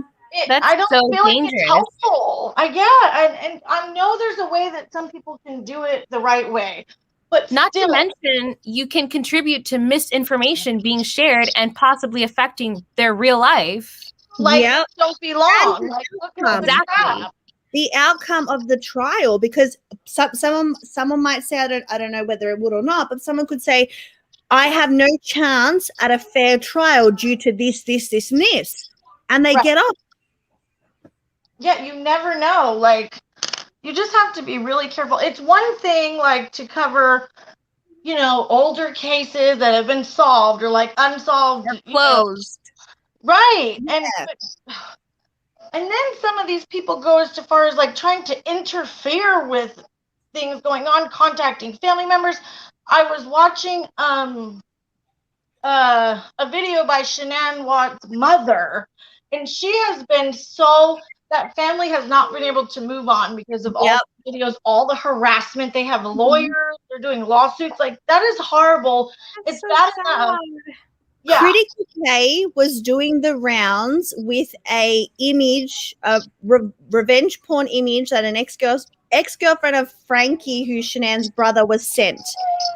Critical K was sharing that around, and it's he's nude, and I don't want to go in detail, but yeah. Oh my God. So yeah, like that family has done so much. Bambi, read some of the comments while I'm gone. I'll be right back. Yes. Yes, Queen. You got it. Pretty sure they can be sued for that. Yes, absolutely. So she was going to donate a percentage to charity, but I would be pissed for using my child to make any amount of money for you to pocket. Oh, yeah. Yeah, insane. Insane. The dark magician. From what I heard, after Tiffany got blowback from her subscribers, she backed out of a live with Laura and said she did not give permission to her to make the candle. So she, like, her channel grew from this case, and then she ended up doing this candle. But apparently the candle is still listed. What? So she, like, said she was pulling it and saying there was a live stream on Burnt Toast's channel, and basically Laura was saying any mother or family would love to have their child on a candle. So she's going to reach out to other families who have lost their child for that. Like, is that not insane to you? That's so sad. So if we want to talk about child exploitation, it's not Jess Fam doing a Dyson sponsorship. It is stuff like this. Yeah, this is for sure. It's bad. Yeah, it's shocking. It's like so shocking. I'll send you some of the links to some of the live streams. Yeah. So where am I out of the loop with this? Yeah, I'll send you some stuff. It's crazy. I just don't know if.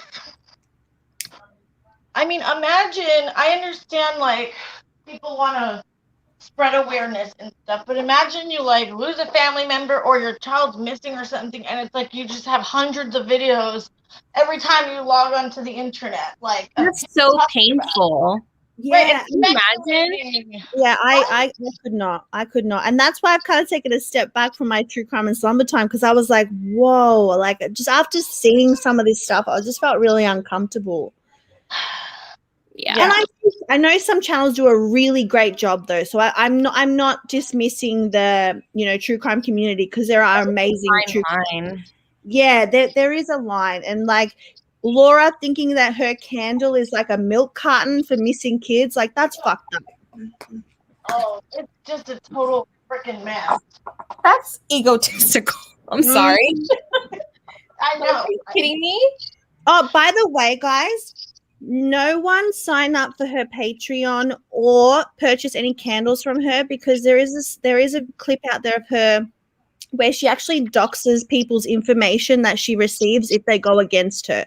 It's alleged. Just don't yell at me, but I just want people to know that, because there's a lot of fallout happening right now in that drama community connected to Laura, where people are getting doxed and stuff. So yeah. Stop trying to capitalize off the DCP. Okay, God. Jessica. Thanks for your thoughts, feelings, and opinions. Send a pigeon. Thank you.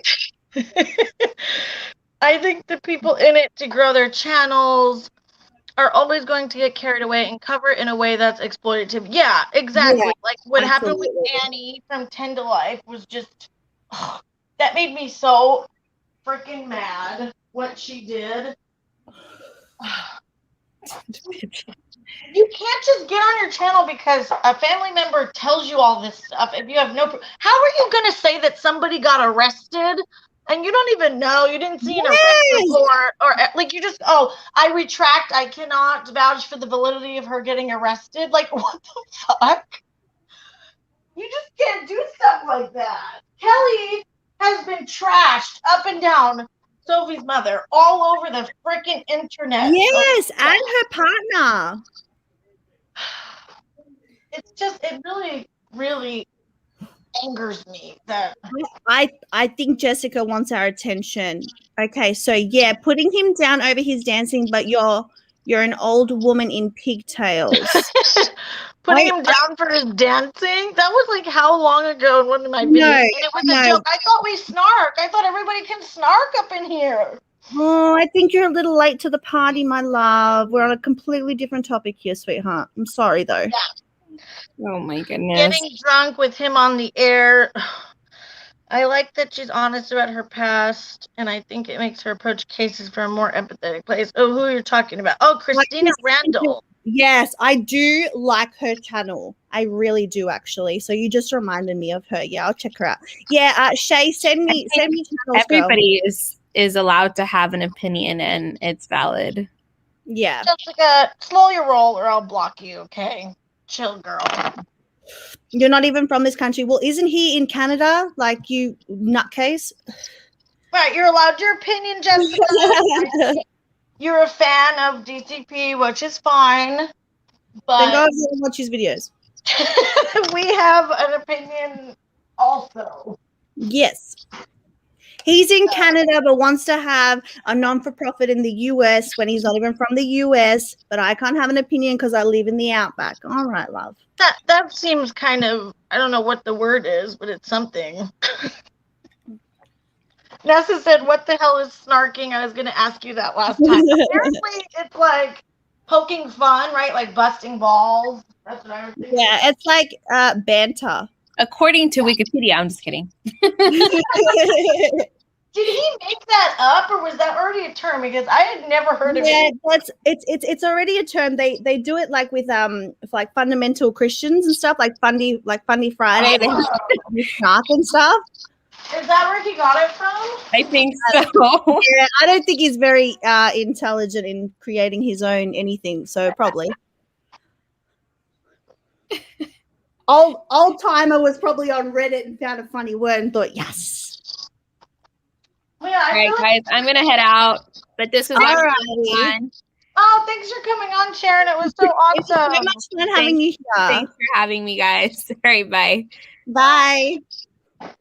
I feel like if you're going to talk about exploited kids, why are you not talking about all the problems? Exactly. Why is it focused on family vloggers? I feel like there's a lot worse things going on. Because that gets him attention. Right. Where's Jessica gone? I want to have some fun with you, Jessica.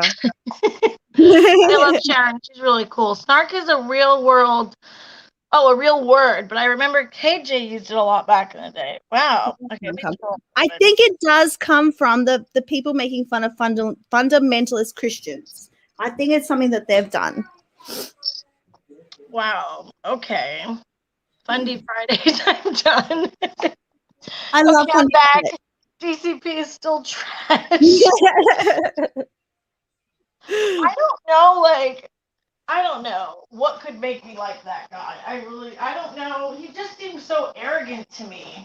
But like, why is he supporting? And I heard you said it that Annie has a vlogging channel, right?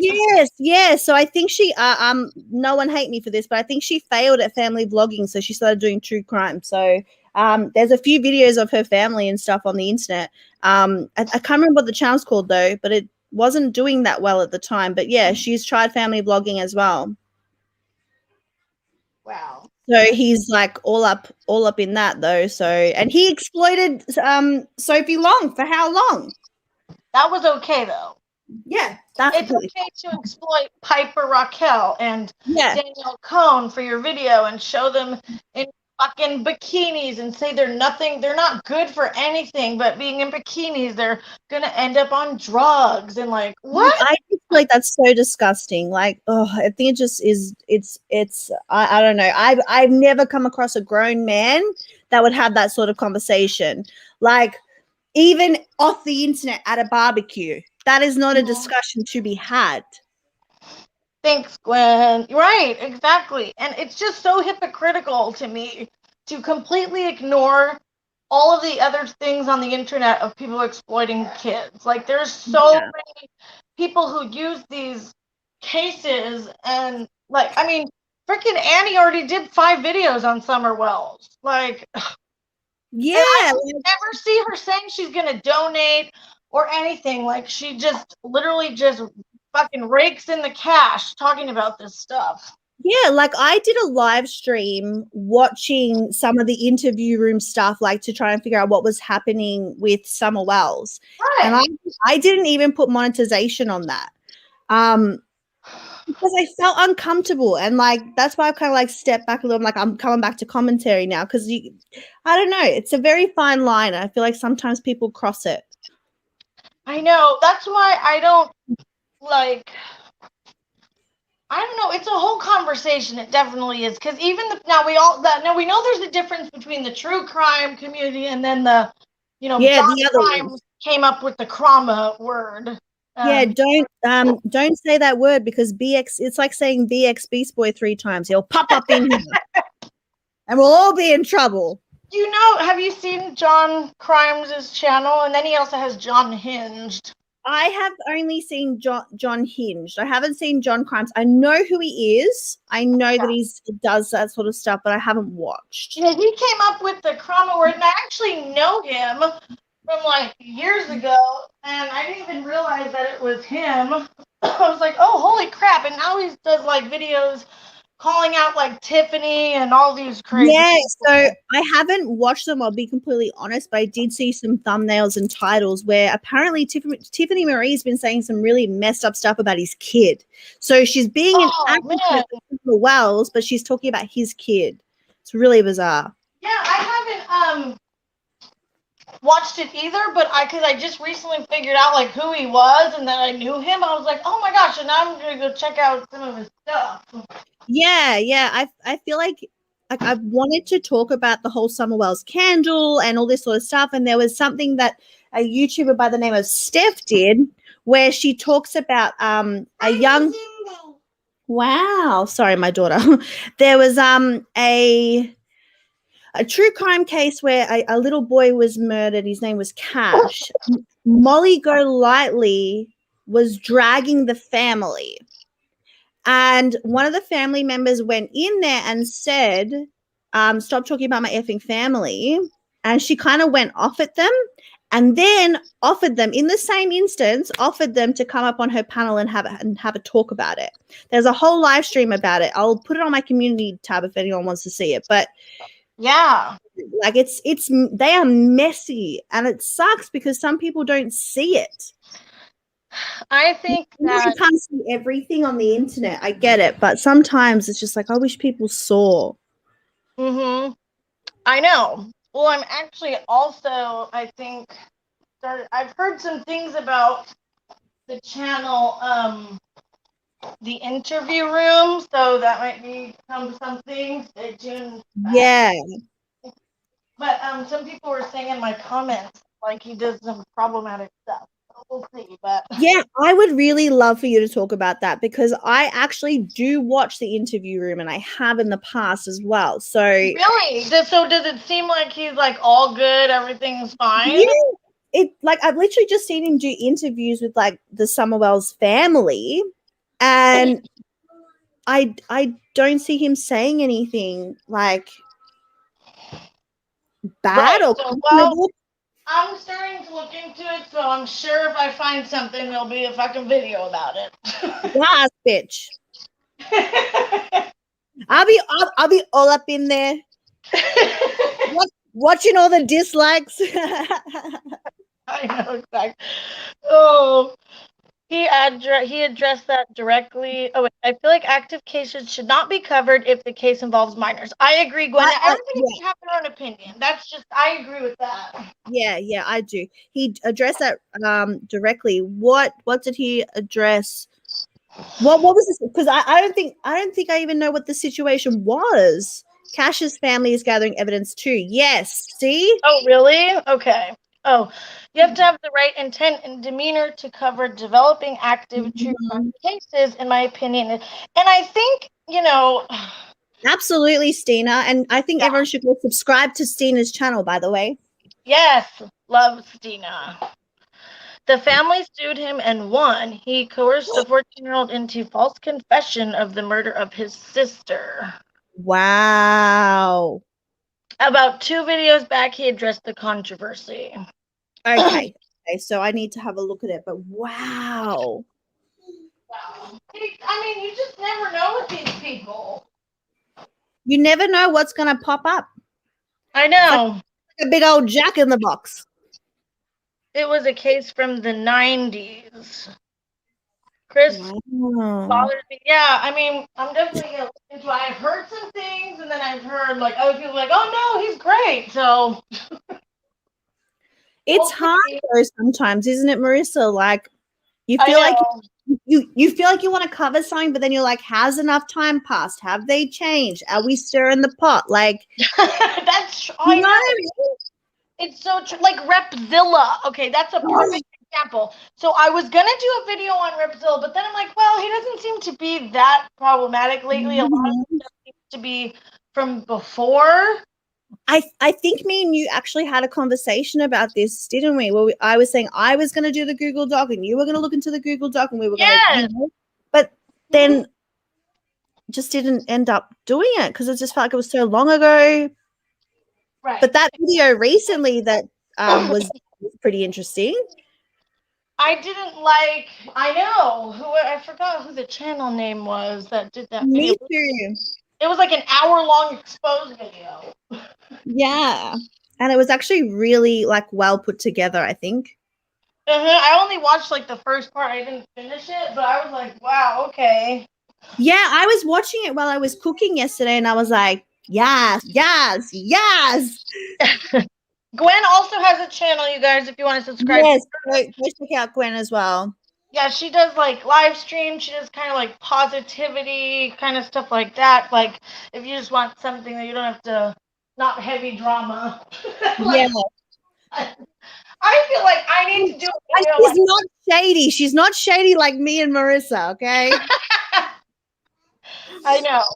I feel like for some reason, like the videos I'm doing lately, like I wouldn't say they're like, well, kind of heavy. They all involve kids. Like first I did that thing about all those horrible people trashing kids in the Discord. And then I saw Annie's video and I did that about like doing I feel like every video I've had lately is kind of like really like then it was this video with Jordan Cheyenne. I'm like, okay, I need a break. I need to like do something upsetting about children.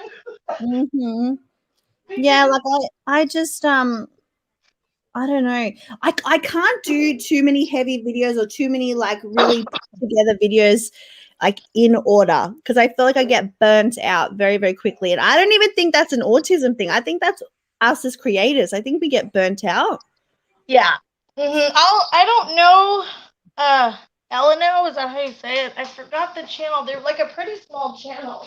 But that video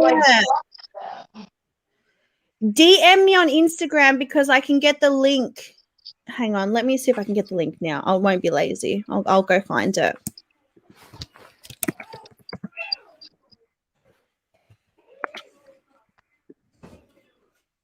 I won't be lazy, y'all. Yeah, that was a good live stream you did, Gwen. I think when you were talking about the true crime community, I thought that was good. Hold on, guys. I'm just finding that video for you guys. The Repzilla video. I think it's got over 8,000 views, and the channel creator only had a small amount of subscribers. I think under 500. So Get them out there because I think they did a really good job, and it probably took some time to go through all this stuff and put it together. If I can find it. Is the Dark Magician in chat? If the Dark Magician... Wait, no, found it.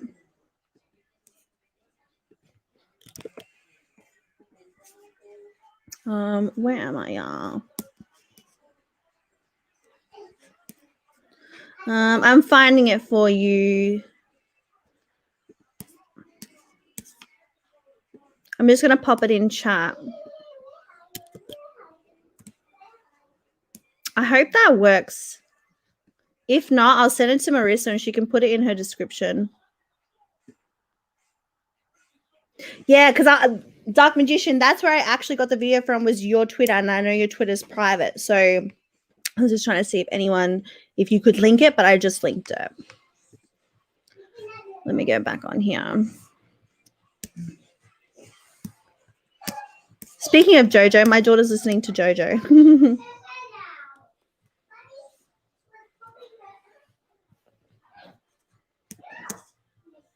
I'm a survivor of 2 parents with addiction issues and SA, so I may have been triggered, just saying. and that's okay. Like, every emotion belongs on the internet. I don't care what anyone says about sad fishing, emotional this. Every emotion deserves to be on the internet. Creator is Redsky.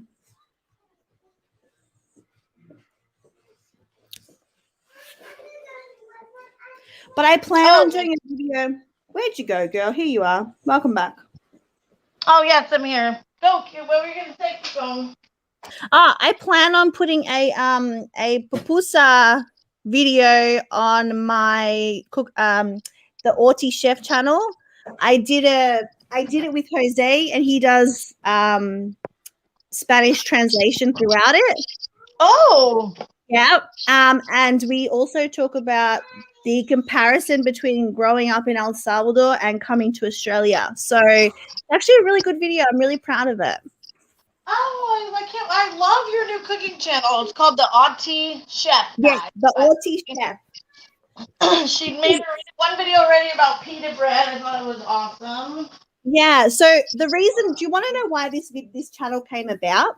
Yeah. So we know that I've loved cooking, right? Like, everyone knows that I'm Italian. I love to cook, love food, all that stuff. And I've done some cooking videos on my channel now. But I had a lot of trolls coming around my channel making fun of me for apparently faking autism and calling me fat. So I was like, I am fat, I am autistic, and I like to cook. So here we go. And that's why I made my channel.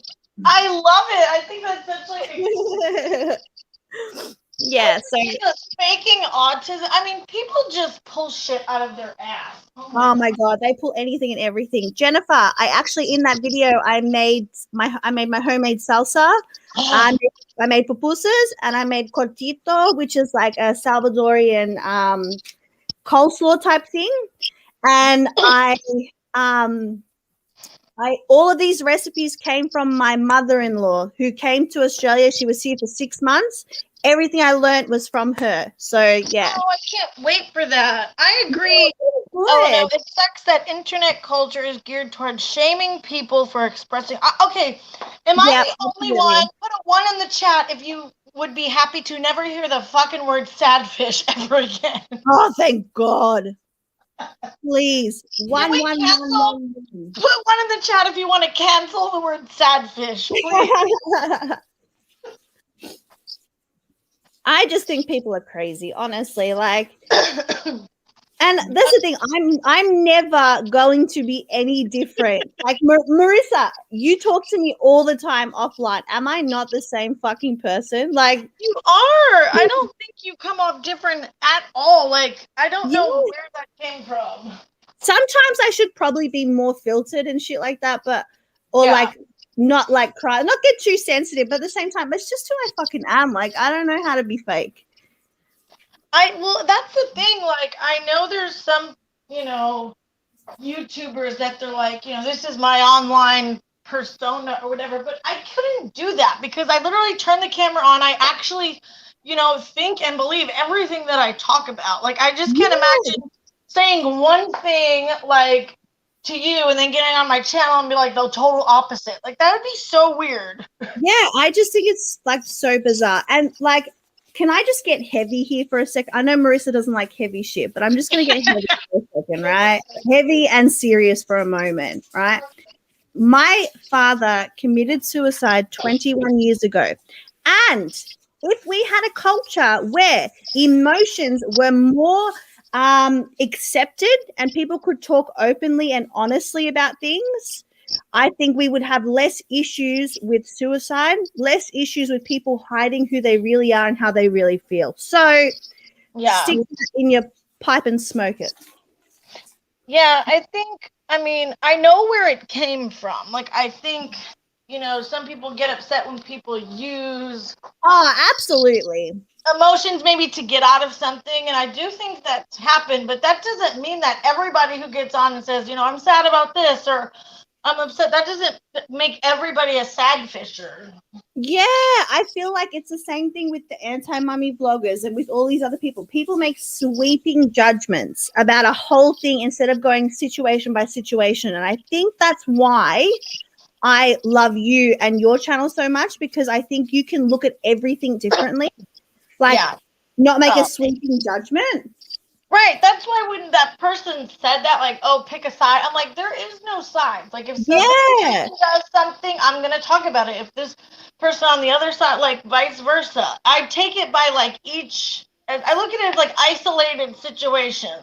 Absolutely. And I feel like that's why you have a commentary channel, because I think a lot of people don't have that anymore on the internet, and I think it's something that people need to bring out there more and more, and not just have, you know, we have the commentary bros, the goon squad who are commentary. I feel like us having commentary, we can actually put a message out there and not hammer down on people. Right.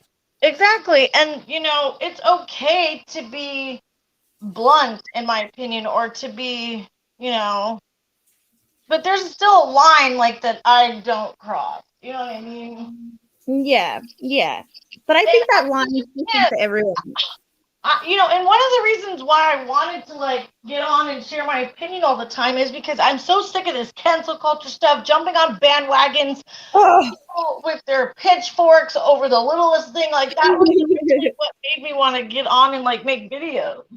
Yeah, and I was the same way. I was like, I would sit and watch, and I'd be like, why is no one saying this? Why is no one saying this? Catfishing to me means someone asking for donations to support their lifestyle, not sharing their journey. Absolutely, Shay. Yeah. Yep. I don't think people should express every emotion, but within reason, people should be able to express themselves freely, but definitely not manipulate people. Yeah, definitely to avoid accountability. And I think that's where they kind of ruined it for everybody, is the people who kind of doing stuff like that. The commentary bros really gatekeep the commentary community.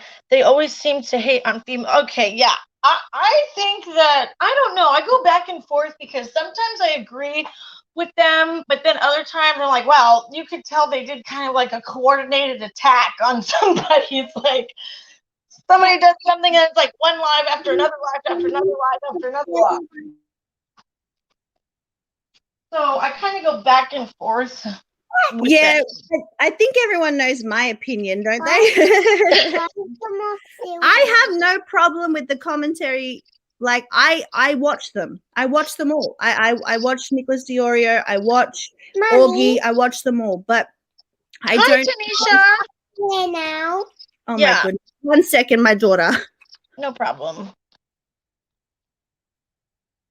I tend to think there's a fine line between woke culture and cancel culture. Yeah, I think so too.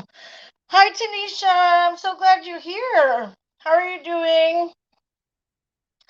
You can definitely tell when they've coordinated a takedown on somebody. Yeah, okay, so did you guys see what was going down between Hello Leash and, you know, like Edwin, and then Augie got involved? Did you guys see all that situation?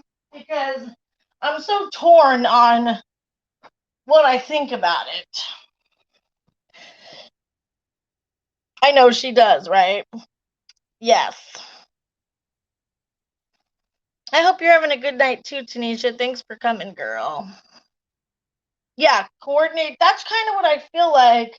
You were still on. I assumed you weren't on still, so I finished cooking, expected to watch. Hi, Lissa. I haven't, but I'll listen. I follow none of these people and don't know anything about it. Well, Hello Leash is a very strong. Her pretty much her whole channel is Gabby Hanna videos. Like, she literally calls out Gabby Hanna every day on her channel. She's like a Gabby Hanna hate channel, kind of. Sorry. I'm back. Yeah, I was telling Melissa about, telling them about Hello Alicia, and that whole situation we started talking about really quick. Oh my goodness. And Edwin and everything, and because that reminded me when she said they coordinated takedowns, but it's at the same time, why was she like poking the bear? She started it, and then she cried about it. Yeah, Leisha's strong, but it's hard to fight a team when you're on an island. That's true. And I feel like I don't like how they kind of all jumped on her, but she did make a tweet, and I feel like she left out the whole half of the tweet. She said Edward ain't shit, and I'll end his shit. Like, what? And then she's complaining that they shouldn't respond to her. Like, right, I get that. Well, I think because she has 40,000 subscribers. Okay, you sound incredibly ungrateful for those subscribers when you make those comments, but also like no, don't cry, because I don't think it was an attack, a coordinated attack, because she said to them, big bro's teaching baby bro how to talk shit. Call Nicholas Diorio prick Diorio. Yeah, see, you poked them all. They all answered back. They're professional trolls. Like, what? Like, are you new here? Are you okay? Like, as a woman married to a woman, my own community polices everything we do or say, aka woke culture. Just waiting to cancel us if we don't fall in line. Yeah, I'm so sick of like cancel this person. That's, like I said, was one of the reasons why I wanted to start making videos. I think you can give commentary and, I guess hold people accountable, quote, like hold people accountable. Are we really holding anybody accountable though? I'm just giving my opinion. Yeah, like this is why, again, I struggle with commentary, because I'm like, does my opinion really matter? Like, ain't no one listening to me. That's why every few weeks you guys will see that I'm like, I'm out of here, because I just feel like it's like, who am I? Who died and made me captain? Hey, vlogging, he said, hello, Leech. I think she was trying to get attention and trying to poke the bear and but you see, okay, here's my thing. I'm all for women standing up to men, hear me roar, that whole thing. Like, yes, be opinionated. I like that about her. She doesn't, she says what she thinks, but if you get it back, I don't like how she kind of turns it into, oh, I'm a woman with only 40,000 subscribers. Like, what are they doing answering me? Like, why are they coming at me? Like, don't do that. It's like, I'm a woman and I want to play with the boys, but don't treat me like a boy. Yeah, right, exactly.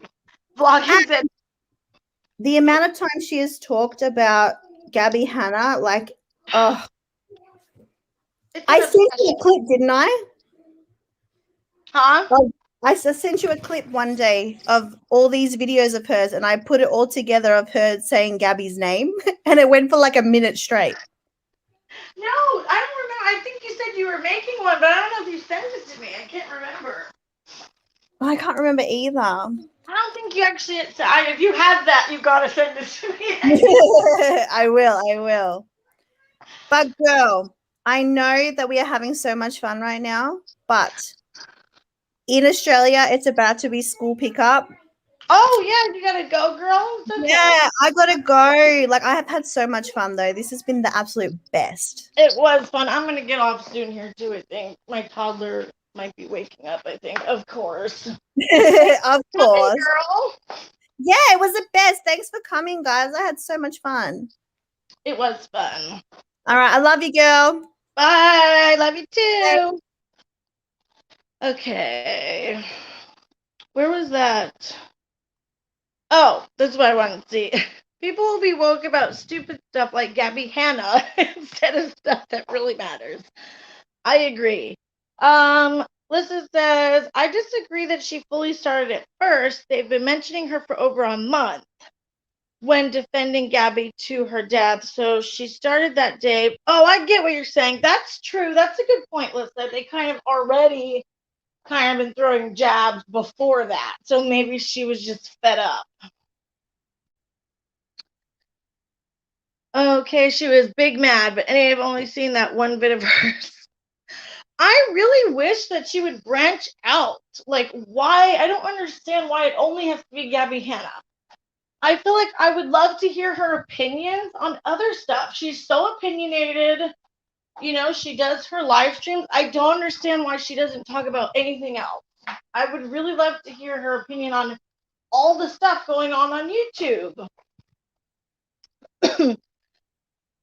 Bye, Eleonora. Is that how you say it? The way you have it like put with space in it. Hey, Ellie. I haven't watched her, but I know Bambi mentions her a lot. Yeah, Bambi's not the biggest fan of Hello Leash. I go back and forth. She's pretty hypersensitive and wants to defend / justify herself constantly. I agree. And the obsession, like I said, with Gabby Hanna is just a little too much. I'm so over Gabby Hanna. Like, I just don't even care. Like, I don't care what she does anymore. I really don't. I really don't care at this point.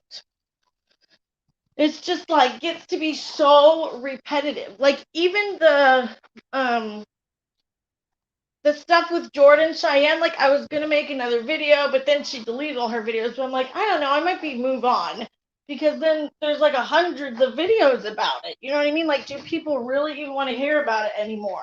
I don't know. Leash is not totally innocent. She took unnecessary jabs at Mysterious as well. Ooh, I didn't see that. Did anyone see Smokey Glow's video about her mental health? Yes, I did not finish it, but I watched a lot of it, Jennifer. And I felt really bad for her. Gabby privilege. Yeah, I'm over Gabby Hanna too. Yeah, I felt bad for her too. When did she throw shots at Mysterious? Also, I didn't know that Mysterious T changed her name. I had no idea because I haven't gone to her channel. First world problems, Hannah. I don't have a channel because I'd be canceled right out the gate. I think everybody should have a channel to say their opinion. I think that would be great. Like, imagine if all of you guys had your own channel. How cool would that be? Yeah, she also shaded Mysterious, and another creator's like, why? What is her problem with Mysterious? That's weird. Yeah, Smokey Glow's video made me sad, too. Like, that's the kind of thing where if people call that sad fishing, like, that's really fucked up. You know what I mean? Like, that's not sad fishing, in my opinion. I feel like she was really vulnerable and really open about, like, what she was going through, and I don't think she was trying to, like, make people feel bad for her. I think she's just sharing with her audience what she's been struggling with. Ellie, my fellow monstrous woman. Trust me, people don't want my unfiltered opinion. You know what's funny, Melissa? We started out like totally disagreeing on a bunch of stuff. And then like the more I've talked to you, we actually agree on more things than we disagree on, which I think is so funny. Because when we met each other, we were like having complete disagreements about pretty much everything that was going on in the community. Oh my god, I'm snarky when I wake up in the middle of the night. Oh, I'm like that when I wake up from a nap.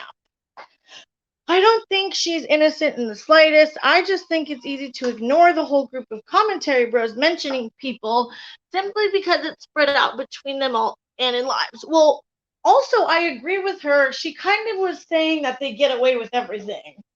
And, I mean, is she wrong, you guys? I mean, not just them. She was saying, like, single or straight white guys, like, get away with everything in commentary. Like, that's pretty much what she was saying. And I mean, she's kind of right. I mean, look at Keemstar. Like, look what all these guys do, and they literally are just fine. Like, all the fucked up shit they do get away with it. I mean, she was right. You know, I hate to say it, but they were going back and forth regarding Trisha's preferred pronouns. Mysterious wouldn't back down. Oh, and Leash didn't like it. Wow. Okay. See, I missed that whole drama. We have seen some we have seen some sad fishing, and it's normally obvious. Exactly. Some people don't need channels; they use them to be abusive assholes. Very true. I think I just get a ton of eyes in my chat every single day. Well, I mean, you get used to it, Melissa. Right, Marissa? Brave of her. She may have helped some people. Yeah, exactly. That's my problem, is people wonder who let this crazy person, people would wonder who let this crazy person on the internet. I'm very interested to hear your opinions then, Shay, because they seem like they'd be super, super controversial. She is right. Exactly, that's true. That's what I'm saying. Like, she actually, that's kind of why I do side with her on that. I feel like, she's kind of spot on with that opinion. I don't think they liked that. Because when Augie went live, he's like, oh, what do you mean? What do we get away with? Me and my friend, like everything. Are you guys kidding me? What don't you get away with? Keemstar is a professional troll. Exactly, he is. People don't like strong-willed and are opinionated women, period. I agree. So right, Jennifer.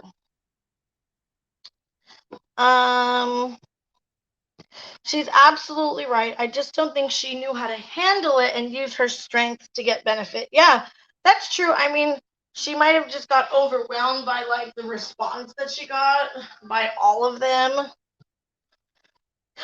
I don't know. Most people ignore my channel. I'm not mean enough.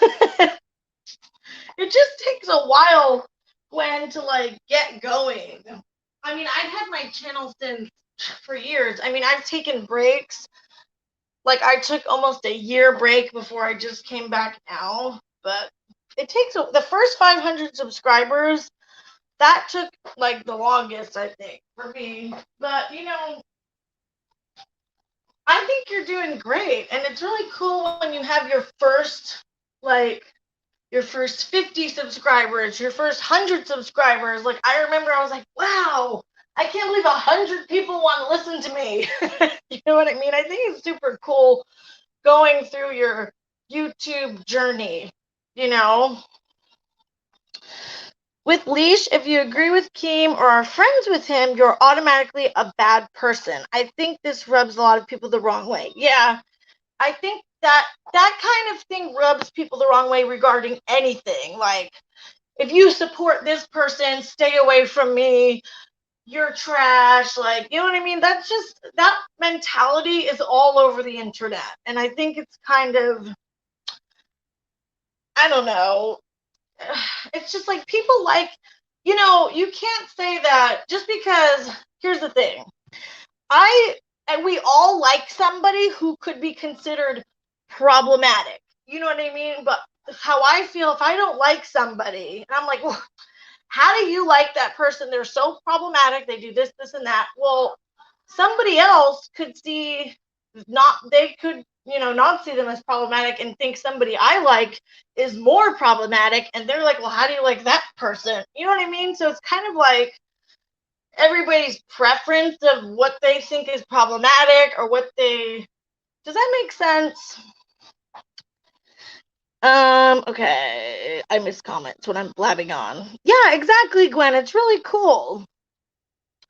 Okay, I was showering when I heard what happened with Mysterious, and that was the same thing she flipped out on me in the comments about, because Trish herself said she identified as female, so I don't know why people are all saying they, because I think at first Trisha said it was they, but then I believe they said it could be either. I can't for the life of me remember when they said that, but I could have sworn they said that either one was okay. Was it on a podcast?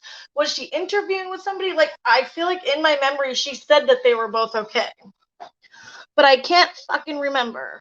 Yes, we do all enjoy some problematic people. That's what I'm saying, Shay. And it's like, you can't shame somebody for liking this person when you like someone who could be considered problematic as well. You just like them and you don't like this other person. You know, that's how it goes sometimes. Well, what do you mean like? I can watch someone I disagree with because maybe there's something still to learn there, or maybe we don't agree about everything. I watch some people I'd probably not like in real life. Yeah, exactly. That's it too. I mean, we all watch people. I think it's interesting watching people I disagree with too, because sometimes I'm like, oh, okay, I can see that side of it.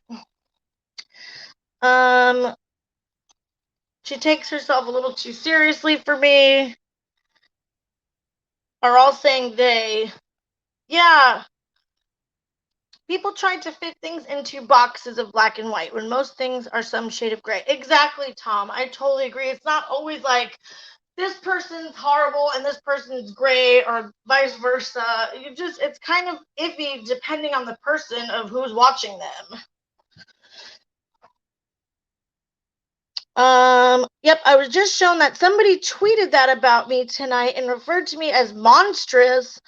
I don't do that because to me, people can make their own choices. That's ridiculous, Nessa. I'm so sick of you getting crap. Like, I just am so over it.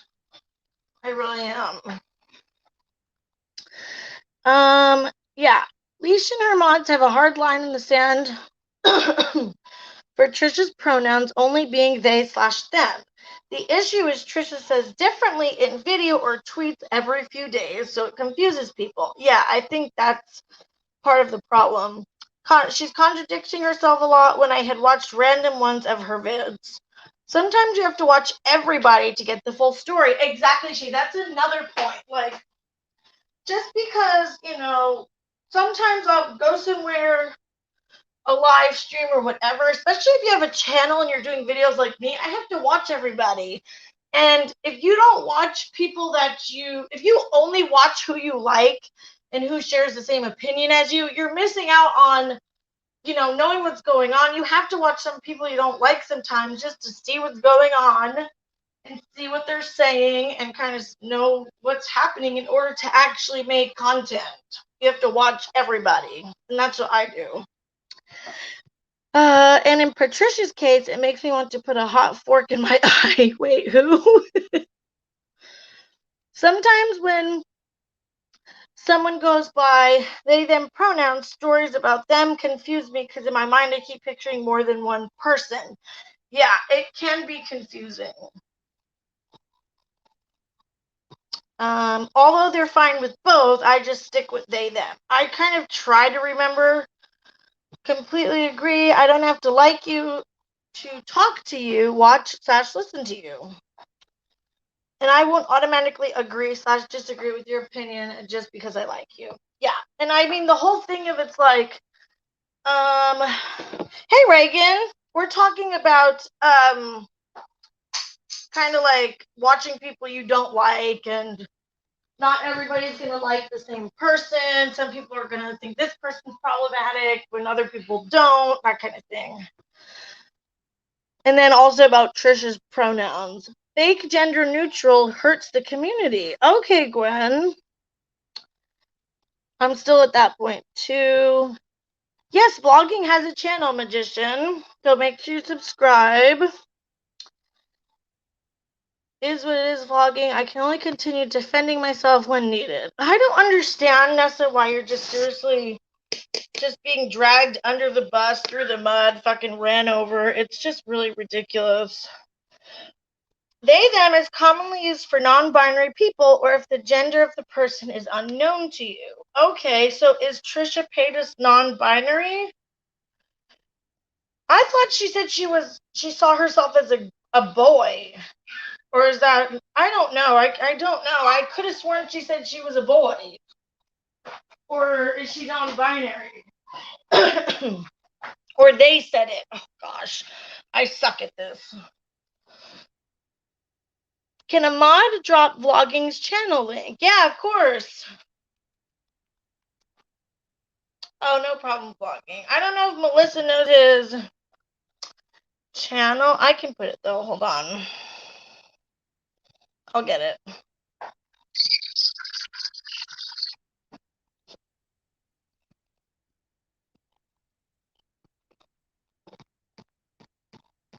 Where are you, vlogging?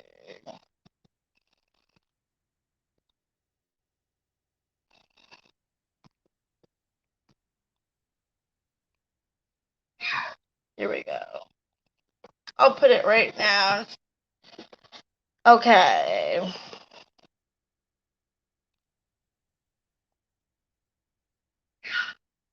There's vlogging's channel. I think that, yeah, okay. I disagree that fake gender neutral hurts the community. We use gender neutral and they, them in our normal lives without even realizing it. It's just when you hyper focus on it that it gets confusing. Oh, thanks, Melissa. Sorry, I grabbed it. It's a commonly accepted pronoun when you just don't know the person. Like, will the person with the green car come, then turn their lights off, please? That's true. That is true. Not to be offensive, but at first I thought Trisha was lying about being trans. Well, I think, Trisha has kind of a history of trolling, so I can't really blame people for, kind of questioning things. But then it's also like, but just in case, you kind of still have to go with it, But I'm old and it wasn't part of our discourse when I came out. I know there's a lot of like issues that within the community, Gwen, right, that you guys kind of don't agree on with each other. I feel like it gets pretty heated. Like, I don't butt into it because I'm obviously not part of the LGBTQ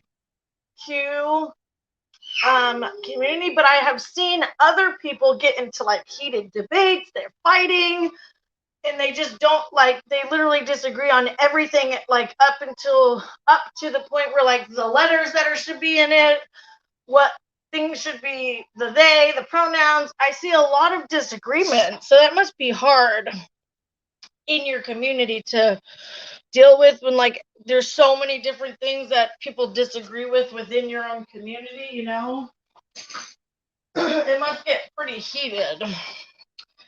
Oh, no problem, magician.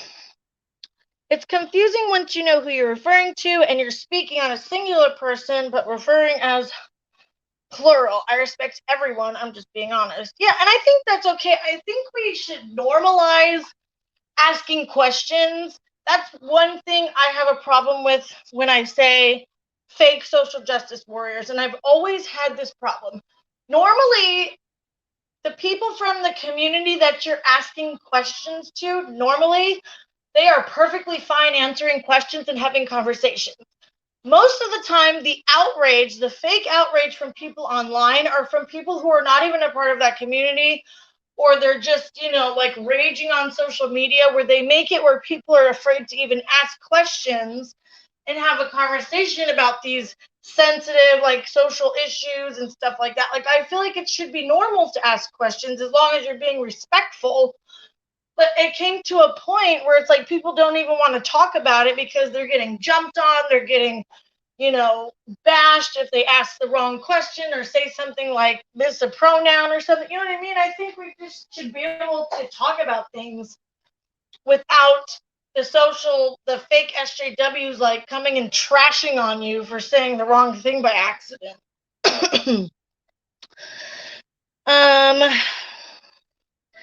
I respect people's right to be themselves 100%. I missed some comments. I don't like when people claim they have a mental illness or disorder. That does damage perceptions of those issues. Yeah, it does. Meaning when people who don't have an illness or disorder claim they do to get away with certain behavior or self-diagnosing. Yeah, that can be harmful. I respect people's right to be themselves 100%. Like Xylee worded it earlier, I respect the pronouns for the community, not necessarily the person. Yeah, yes, right. That was a really good way to put it. I just don't care either way what someone wants me to call them. I'll call you Princess Consuela Banana Hammock if you want me to. It's just, I feel the same way. It's like, just tell me what you want to be called, and that's what I'll call you. I'm not going to make a fuss about it or like have some big hurrah. Just tell me what you want to be called. I'm the same way. Or not always the person. Yeah. My son has friends in the community, so I have to keep up with it. Yeah, and of course, that makes sense. It's hard and it's new and I'm learning myself. Yes, it's okay to ask questions and to get confused or be curious as long as you're respectful. I agree. I've never had a person upset with me for asking what they prefer in terms of pronouns or nicknames or anything like that. Right. If you actually are asking the person, usually it's not a problem. I feel like the problem comes in when other people come and jump on you and like they're not even necessarily a part of it. Fake SJWs to me are people who think they can tell people who are part of certain communities how to feel when they aren't part of it. That is so true, vlogging, and that's one of the issues I have sometimes. And people get that it's easy to slip up if you're getting used to switching from one to another. Yeah, right. I just don't want to have someone pushing their beliefs on me. It's like, be you, be trans, be gender neutral, GE, gender, queer, whatever. I love that for you, but leave me out of the condo. Okay, that makes sense. You don't really want to argue about all the, semantics then. I'd refer to them as the right pronouns, but if I mess up, it's not that big of a deal like I'm some phobic, hateful person. And in Trisha's case, she's contradicted herself for attention, so I missed the last part. I must place my Amazon order, then off to bed. Good night. Oh, thanks, Claudia. It's always nice to see you. By the way, Claudia, before you go, sometimes you crack me up in the comments, like when you're commenting about certain things. I just think you're funny. I was at a Pride festival with my church. I had to explain to some of the people what the term pansexual means. Attracted to people of all gender, that's gender ID, male, female, non-binary, gender fluid, etc. Yeah. People want to force people into agreeing rather than tolerance or acceptance. Yeah, definitely. I think, there's sensitive topics, so I get why people get heated. I just think sometimes people who mean well get jumped on.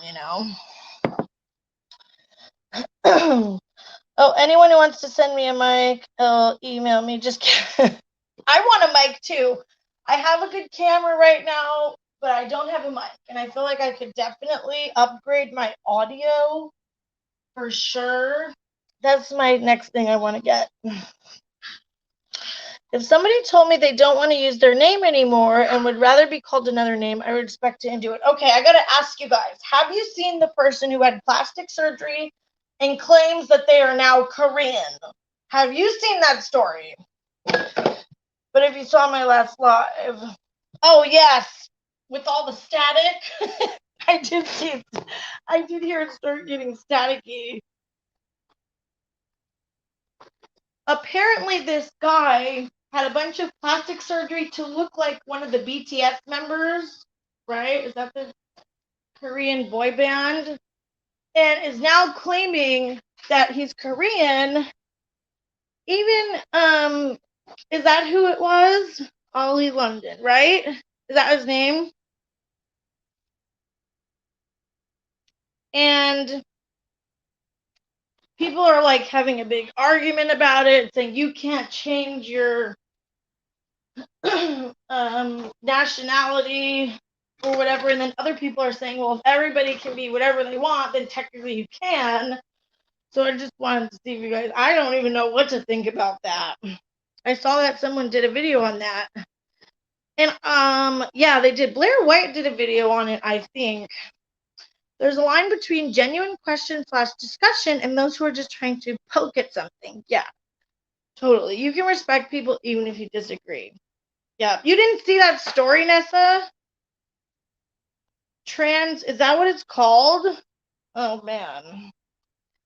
Ollie Lund. Yeah, so he had plastic surgery because he wanted to look like the Korean boy band member. And now he's saying that he's Korean. He had like all his surgery done to him. So I don't I don't even know what to think of that because like if you say no, I don't know. I'm interested to see you guys' opinion. He says he's transnational or transracial, I think. So I have decided I'm a rocket scientist. Ollie London needs help. He's the male version of Trisha. I don't know what to think about that either, but they better be prepared for the xenophobia and racism that might come with that decision. Yeah. I wish I could show you guys a picture, but I'm on a phone. I don't know if I can.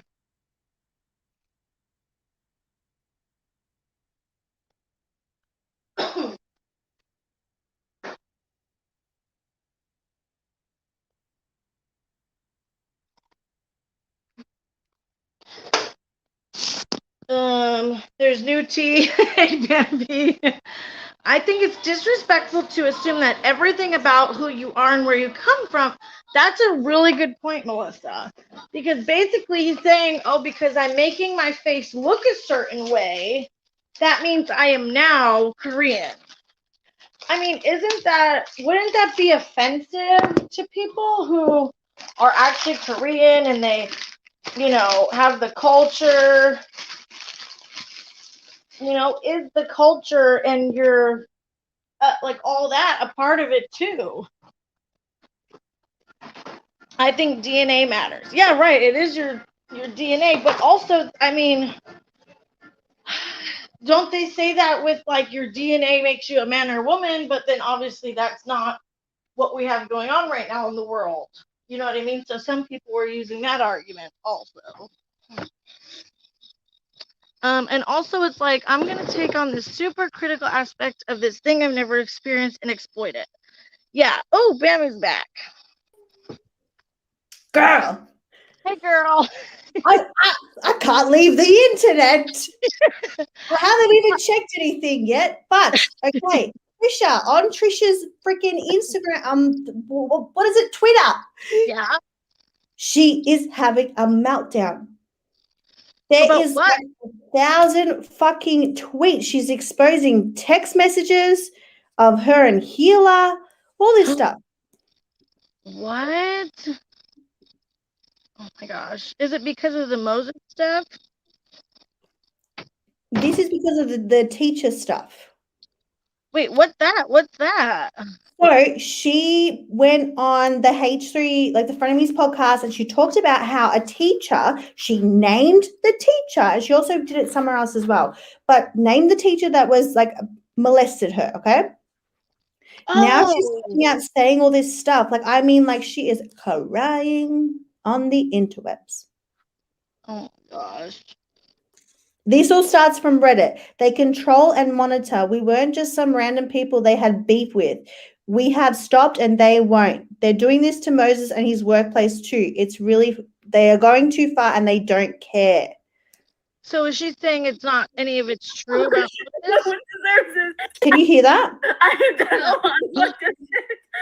I have done so much shit, but no one deserves this. If someone asks you to stop talking, I'll just stop talking. Oh my god. It won't stop. And it's not because they believe in whatever. It's literally just because they have a hatred. I'm getting it from Eli, and he's like, this is a private chat. I tried to call him. I said, record the call. I just want you to know the fucking distress that I'm in. And you know what they're going to do? They'll make a whole video about this, but they're ads and their sponsors. For what? What is this for? I don't care if you don't even know who the fuck I am. If they didn't know me at all. I am begging for it to end. The actual fuck. So yeah, like that's one of them. And yeah, I just want to come on here and like tell everybody. Holy shit. Shay says she ruined that teacher's life. Yeah, so I plan because someone sent me an email. Someone sent me an email about this teacher situation. I want to do a video on it, so stay tuned for that, guys. Can't wait. But yeah, like there's some heavy stuff. All of Trisha's socials are now private now. This one's not private though, because I'm still seeing it. Is she getting like harassed or Oh wait, it is private, but I'm here. Apparently, yeah, she's getting harassed, and that Healer and Ethan I think they believe the allegations made against Moses, or it is purely from her ruining this teacher's life.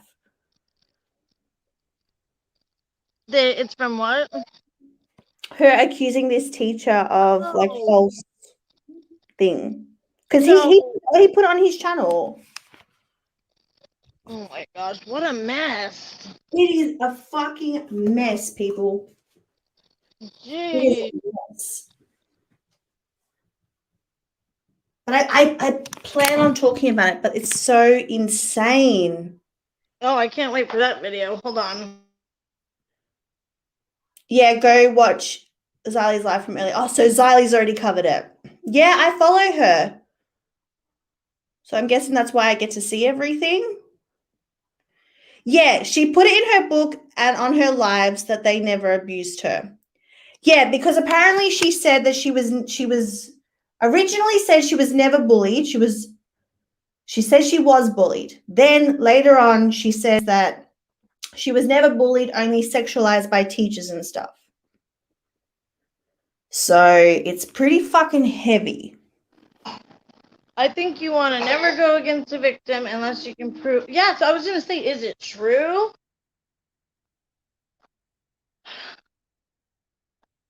And maybe that's why Ethan and Healer are taking a break, I guess. Wow. You can see all the text in Alby's video for your vid. Yeah, I'm actually going to go collect all evidence now. Yeah, can't wait for that video tomorrow, but now I am. I'm sorry I just stormed back in here and made your... Hey, it's okay. Drama's happening. Girl, it's crazy. I can't wait to see the video on it. But the teacher has passed away, so he cannot defend himself. So everyone remember that. Man, so we actually will never know. Yeah, but I have to go look into all of it now. Okay. All right, I'm going now for real now. Sorry, guys. Bye. Thanks for the update, girl. Dang, that's crazy. The teacher passed away. Ugh. Ethan is probably researching it now. I wonder if there's any like people that were in school too that could say like if they saw anything or heard anything. Trish has said the teacher was the only ones that really looked out for her. Man. Yeah. I think so, vlogging. Yeah, for sure, Lisa. Like, I'm not totally caught up on all of that. So I'm actually looking forward to Bambi's video on it. Make sure you guys subscribe to put on your notifications because she's going to be covering it. And it sounds crazy.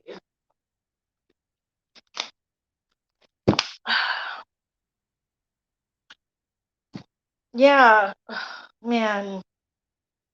But why would they randomly accuse like a teacher? Maybe she thought that nobody would figure out what teacher it was or something. I bet the family is pissed if it was all a lie. That has to be almost 30 years ago. I remember her mentioning that she was little. Yeah.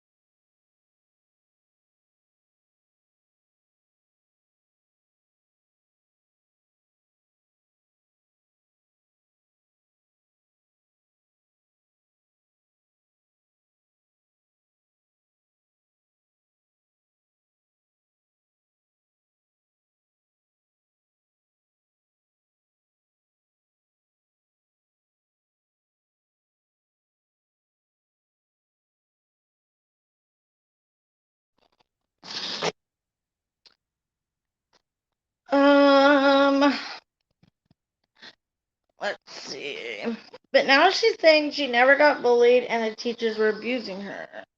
Wow. Everyone loved that teacher. He was highly respected, and she made a bunch of videos years before praising him. Wow. She named the teacher. Oh, okay. Okay.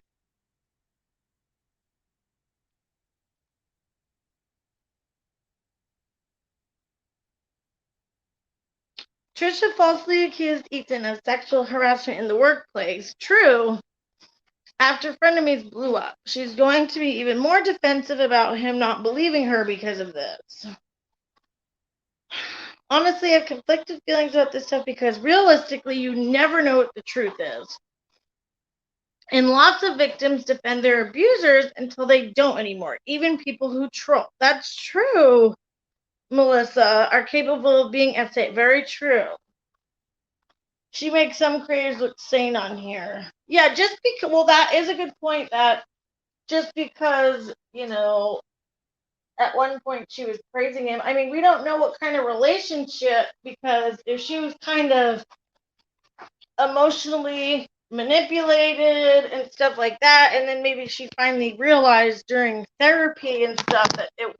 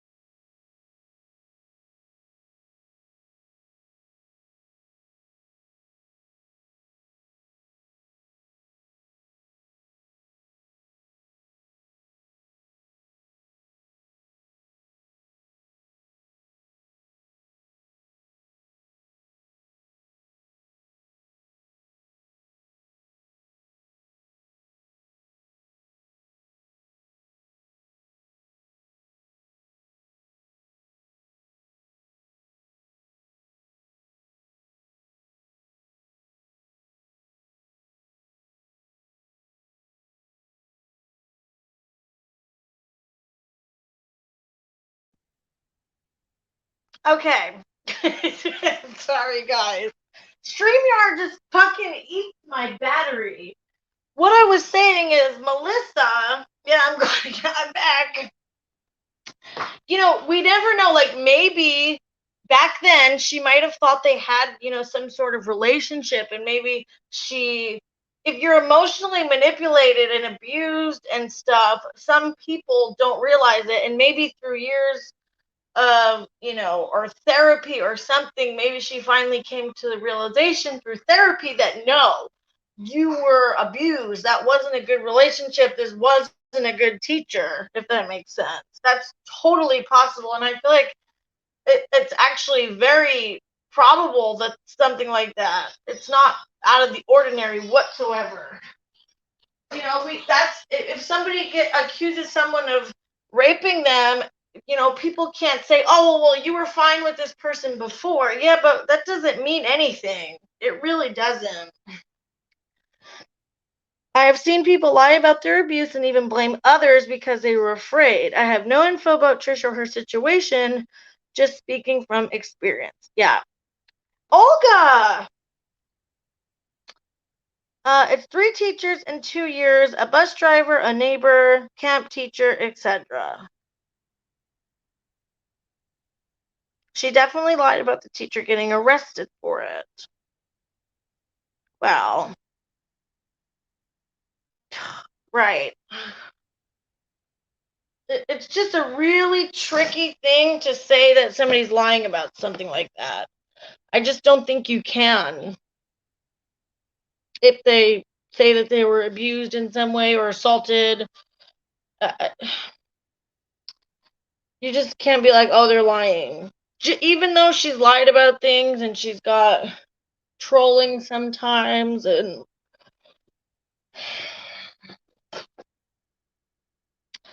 yeah, you just never know. Exactly. I have people I have never told about, but I would never praise them. Yeah. But if this was years ago, as well as claiming she went to court at 6 years old, but her parents didn't know, saying the judge blamed her and all the other things I mentioned above. I never know myself how to handle these instances, so I have no clue what the way forward is. Me neither. She was abused for sure, but 10 men, you gotta research and bet. Yeah, exactly, Shay. But it's a very bad idea to victim shame or blame. Yeah, just because they might, have a history of being controversial, that doesn't mean that it's not possible that it's true. But again, it sucks because the teacher cannot defend himself, but maybe there's other people she went to school with that know or saw something, or maybe imagine if someone else comes out and like, oh yeah, I had the same experience with this teacher. You never know like what's gonna happen. So I guess we just have to wait and see. Imagine if another student comes out and they feel comfortable now, or whatever, and be like, yeah, it happened to me too. That happens.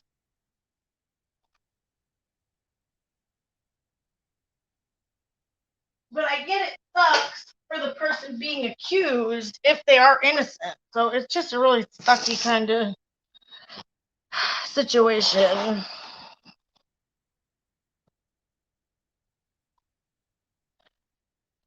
Was this when Trisha was young? Ethan and Gila believe Moses is a rapist. What? No way. I think she definitely was abused, but maybe doesn't want to talk about the real situation. True, that's true, Cece. We all handle it differently. Because it's a legitimate thing that kids who are abused often come away with different stories about what happened to them as very true. Yep. What did Dina say? Oh, she for sure lied about him being arrested for CP, but you never know about the rest. Okay. Hey, Lynn, good to see you.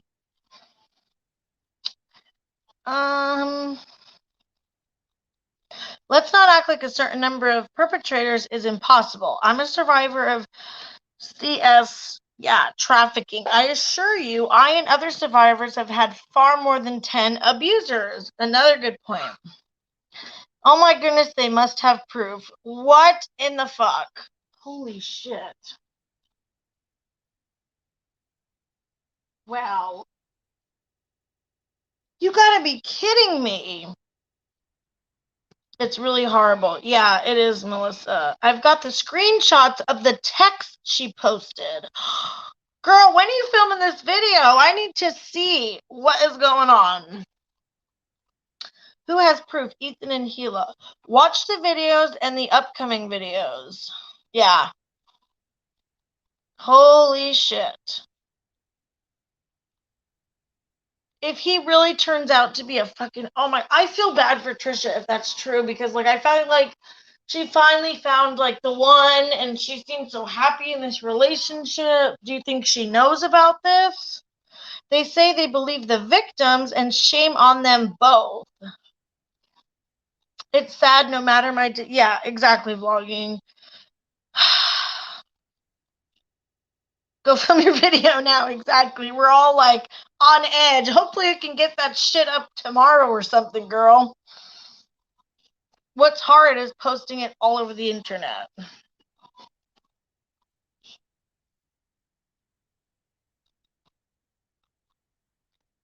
See, and I didn't even know this was going on because this is how my brain works. I see so many videos about Trisha Paytas literally on my feed or my timeline, whatever the fuck you call it. When I see Trisha Paytas' face in a thumbnail, I just scroll on by.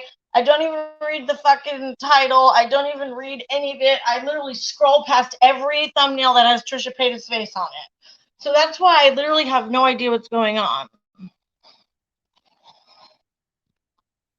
But through Bambi now, I can find what's going on. I'm so confused. I feel for Trisha. Do you think she knows? I'll get it up tomorrow. Thank you. I have to catch up on this story because I'm so confused. Me too, Melissa. This is going down on Twitter. Okay, I'm wondering if I should clip her crying videos. Yeah, whatever you can put in your video, girl. I always think any clips, receipts, I think is the best way to go. If you have something, put it in the video. Oh, earlier, Mysterious had over 2K people in her live. It's been a lot coming out. Wow. I feel bad for sharing it. No. The channel Mysterious has all the proof. Okay, see, I haven't watched Mysterious, all of the Trisha stuff. See, I'm so not caught up because I'm always watching whatever I'm about to film a video on. I've been watching someone's videos. I'm planning a video on somebody, and I've been watching all their videos, and I don't really like their content, so it's kind of that, but it's the way it goes. I haven't seen the text. Me neither. I'm trying to figure this whole story out as Bambi's telling it. I saw her first video about the ex-girlfriend coming out, and I was like, holy shit. There's proof of her lying about this teacher situation. Court dates at 6 years without parents. This teacher being arrested for CP. That doesn't mean she was never harmed before, just that she lied. Yep. Bambi, you gotta, I don't know what CYA is. I modded that stream. What? 5,600 people? Holy crap. She breaks it down really good. Okay, I'm going to watch it now. I'm going to watch it. I'll put it together. Yeah. Thank you, Bambi. Yeah, Alyssa, that's the thing that concerns me too. Wow. This is insane. Mysterious has done so much research. She is so empathetic and genuine. Wow. First, no court would have a 6-year-old. Yeah, that sounds really weird. Oh, cover your ass. Yeah. Okay. Thanks, guys. Apparently, everybody knows what it means except me. I'm going to go deal with kids and get this video together. Bye. Yes, hurry up. Make your video. We got to see it. Wow. Yeah, I think she was 6 when she said the abuse started, but the teacher didn't teach her until later on. Wow. Okay.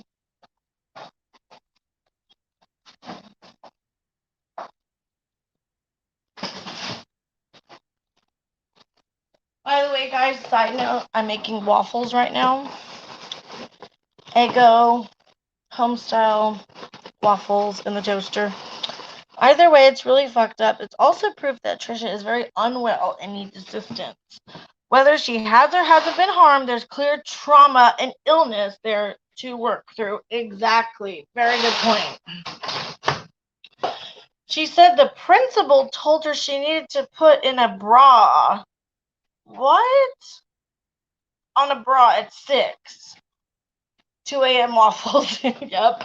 And you know what's funny? I eat waffles at night. Like, I'm not really a breakfast waffle kind of person sometimes, but I love waffles at night. I just got completely starving for dinner. I just got completely starving all of a sudden.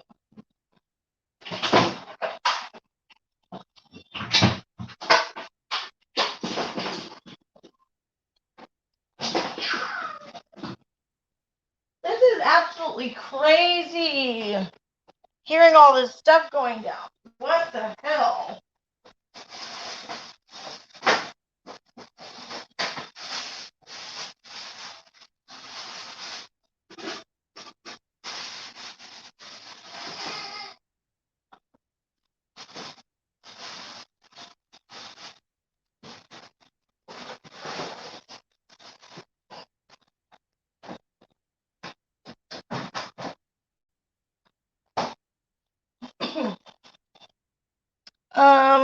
Hey Kelly.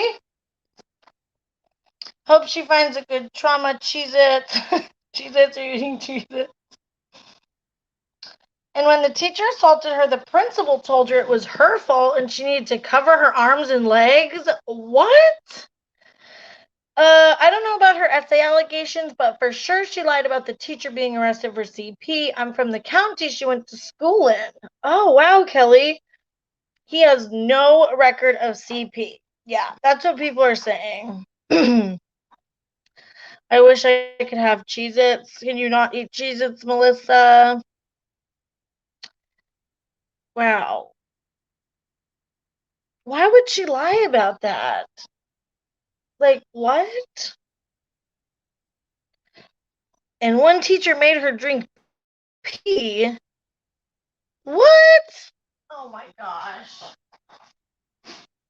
I mean, this is the problem with Trisha Paytas because they lie so much. We don't know what's the truth. This just makes it so much more confusing because it's involving Trisha Paytas.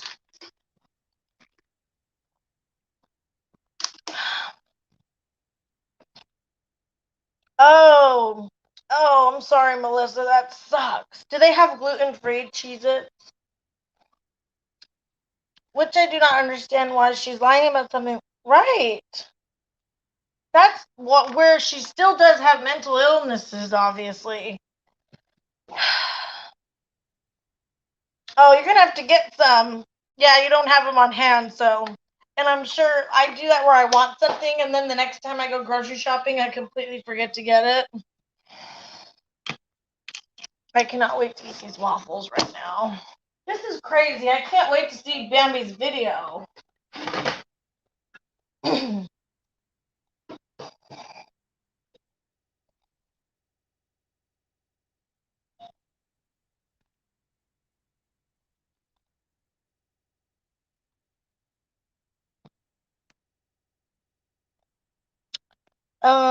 Yeah, I've been abused. Normally give people the benefit of the doubt, but I do not believe her in this. I do think she's been abused.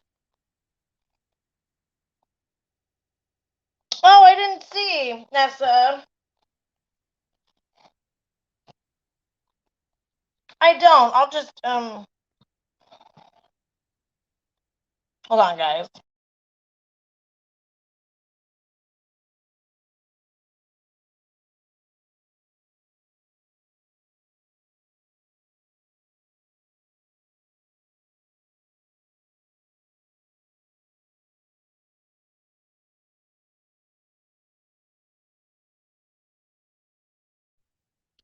She said on TikTok she peed her pants. It got on the stage and her drama teacher made her lick it up. Okay, that sounds fucking insane. No way. Okay, so she's definitely lying about these crazy details. I'm about to make myself cinnamon rolls for comfort. This Trisha situation has really been triggering. Oh, I'm sorry, Lissa. Oh, it's okay, Nessa. No problem. Yeah, that can be really triggering. I don't know how you would even be able to follow that story. She was in child pageants. Haven't hit the story yet. I got back from a bachelorette weekend full of drama. Oh my gosh. So you're having actual real life drama, Melissa. That sounds interesting though. I wish you could make a drama video about your bachelorette weekend drama. Of course there's drama in that. I mean, when isn't there some kind of drama for things like that? You guys, I just realized that I have no butter for my waffles. That just really sucks. I'm really upset now because waffles are not the same if you don't put butter on it first. I'm so mad. I'm out of butter.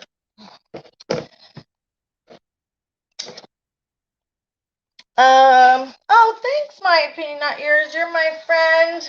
In my head, all jokes aside, we need more people like you in this world. Unfiltered opinions, but oh, thanks. I really appreciate that.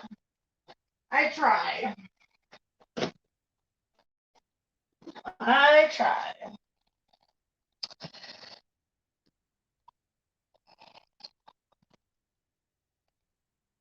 Where so the bridesmaids all hate each other, and the bride was pissed that the house we rented didn't have enough decorations. What? Is she being a total bridezilla? Drunk women and strippers. What could go wrong?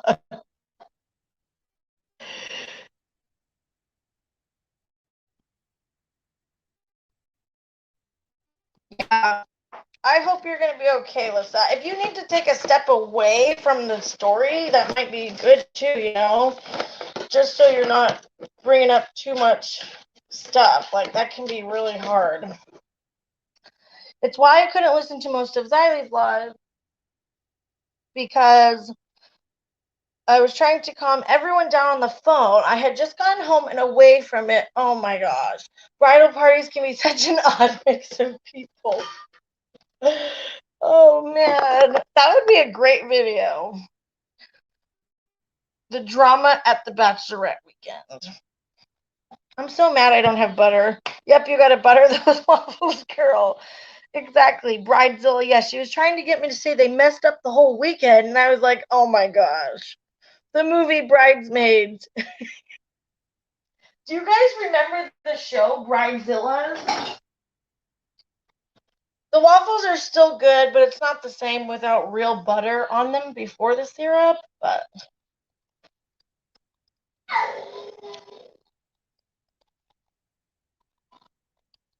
I thought the weekend was peanut butter. I've never put peanut butter on waffles. Would it be good with peanut butter and syrup? That actually sounds kind of interesting. I might get up and get a brownie. I'm hungry. By the end of these live streams, I get like starving. I'm usually relatively okay with topics since I do a lot of work in the field. However, this has been active mind slice. This will have devastating effects. Yeah, I agree. Yes, right?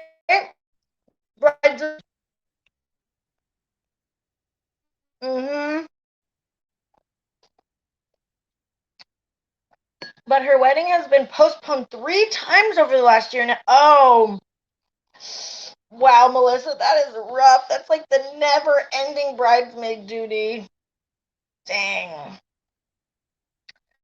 Oh, okay, I'm gonna have to try that. So first put peanut butter and then syrup? Huh.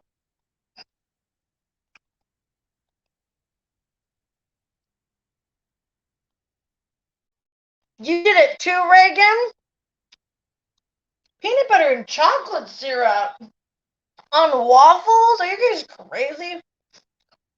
I put peanut butter and French toast. Oh. Okay, how I have never tried this, I don't know. Or ever even heard of it.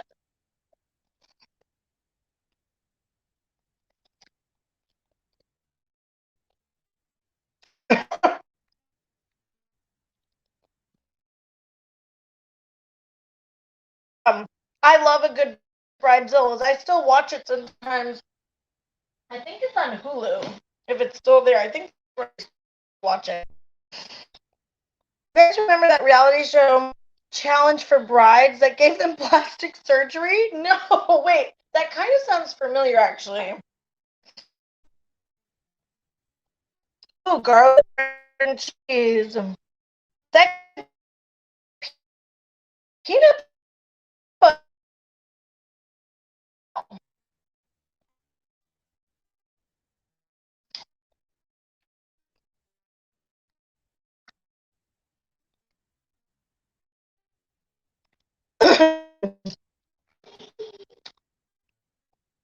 Speaking of the dark magician, I like all that reality TV. Dark Magician has a channel called The Commentary Zone. I will link it in my description box, and he covers with someone else. I think her name's Debbie, right? Jamal.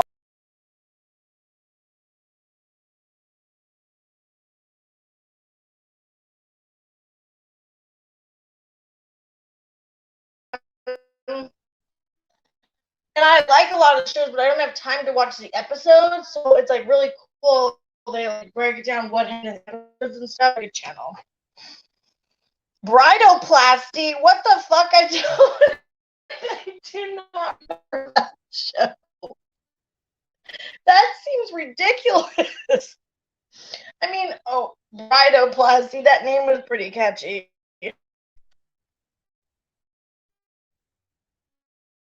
Yes, I remember that one. Not yours. It was called Four Weddings or something, wasn't it? Yeah, wasn't it called Four Weddings? And they would all go to each other's weddings and like rank.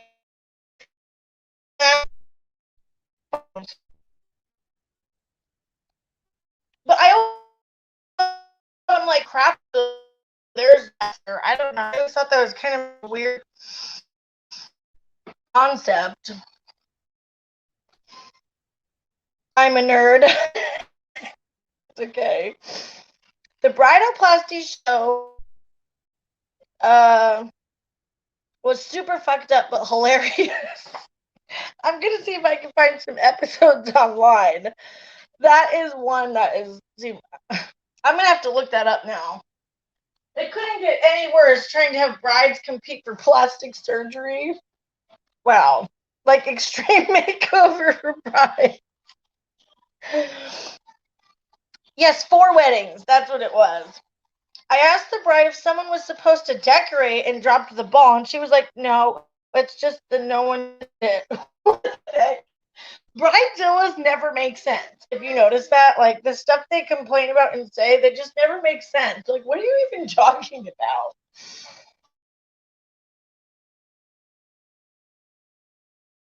about? Reagan. That sounds gorgeous, Melissa. She seems like she's kind of unappreciative, which a typical bridezilla usually is. Yeah, they would pick the best one to earn a honeymoon. And it was so interesting because they like ranked them on their different food, reception, like the decorate. I forget what all the criteria was, but they were all going to each other's weddings ranking it. You know, those bitches were like, oh, my wedding was so much better than this one. Like, they all thought their wedding was the best. You know that shit. Damn, compete for plastic surgery. I'm dying. Like, at the name bridoplasty, brides, I'm picturing brides, like, doing competitions for, like, boob jobs. They're like, and then they, like, sit in the confessional, and one's like, I'm trying to get a boob job, and the other one's like, I'm trying to get a Brazilian butt lift. Like, they're competing for their favorite plastic surgery that they want to get. That is crazy. I'm seriously gonna find that show. I remember the New Jersey, Dina was on Platinum Weddings. Oh.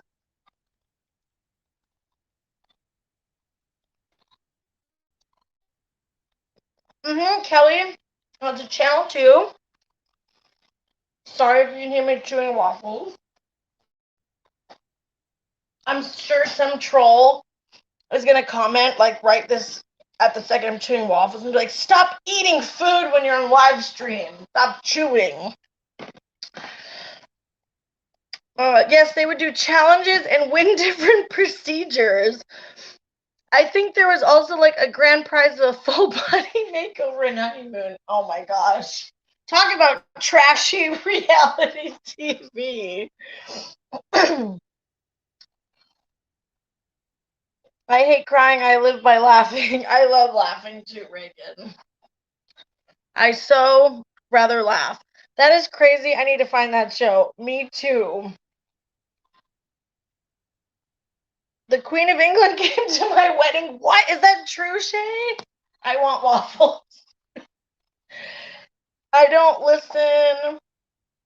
Yeah. Oh, yeah. The Queen of England came to my wedding. You lose. You disgusting slob. Exactly, Nessa. Like, why don't you stop eating and do something with yourself? Go take a shower because you're so dirty. That's so weird.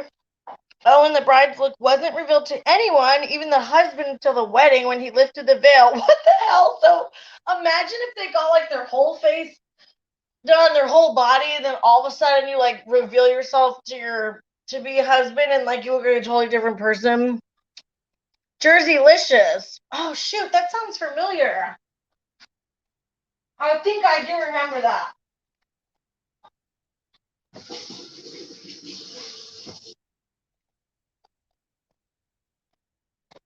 Shay, you lie. Oh, okay, get it. Duh. Okay, Shay. Like, the Queen of England came to my wedding. I win.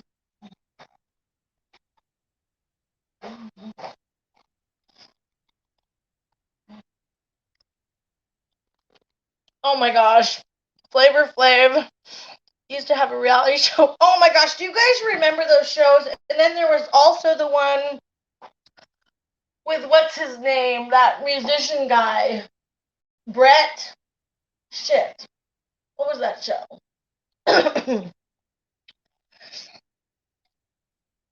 It was originally on E, really? Yeah, that wasn't that a hair show. Bride doesn't even know what she looks like. Imagine if it was botched. You know what would be funny? Like they win the plastic surgery, then it gets botched, and then they get a place on the show Botched afterwards. Like, okay, we're gonna transition you to Botched now because because your plastic surgery got so fucked up. Come on, Botched. Rock of Love. Oh my gosh, yes. Do you guys remember that show? Bret Michaels' Rock of Love. Oh my god. They had the craziest reality shows, man. It was so stupid. And it's like at that time when those shows were, I was like glued to the TV. We all were glued to these fucking shows waiting for the next episode. It's crazy.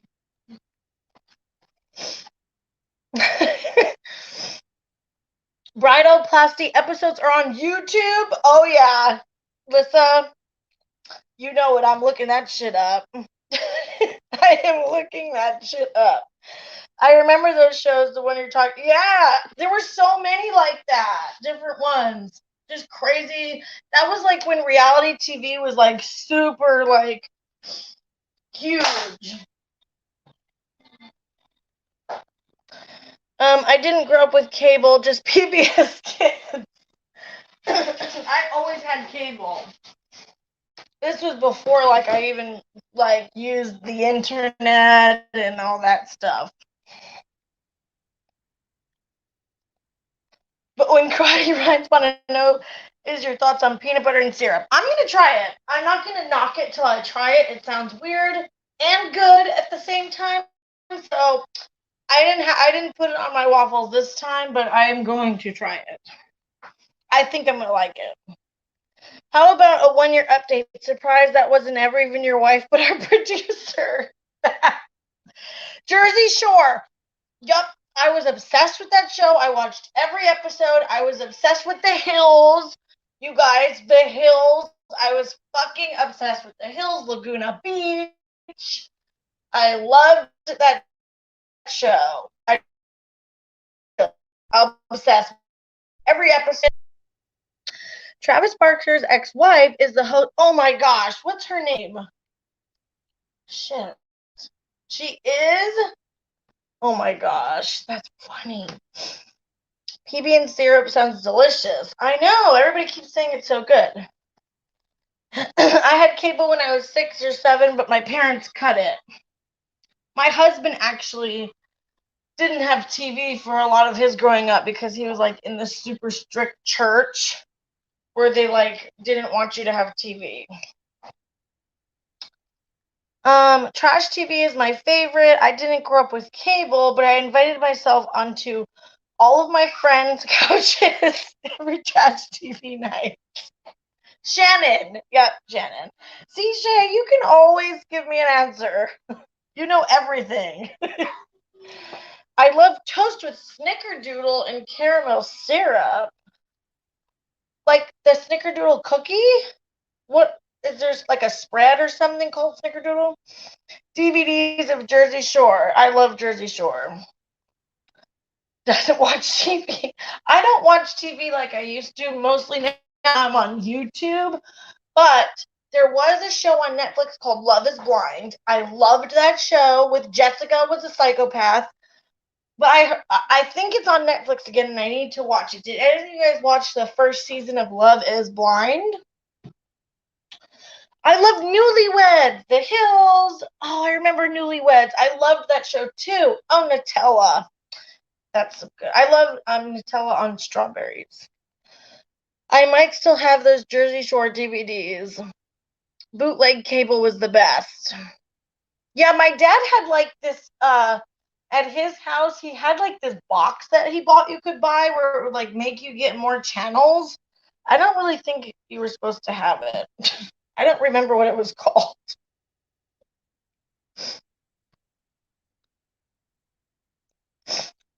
In the middle of school vlogging. Those are some shows. Well, I've seen Family Guy, but I've never actually seen Bob's Burgers, and I think we've all seen South Park. My dad used to be fucking obsessed with South Park. I watched Mickey Mouse Clubhouse, Bluey, Tumbleleaf, and My Little Pony. Yep. that's always on my TV. My kids right now are obsessed with Baby Bum and Coco Melon. That's like their fave. And Badanamu. All the singing cartoon YouTube channels.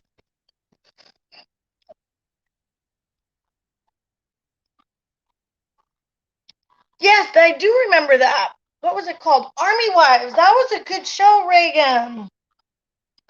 I loved TV shows for the longest time. The Osbournes. So you know what other one was like that? Dan, what was the South one called?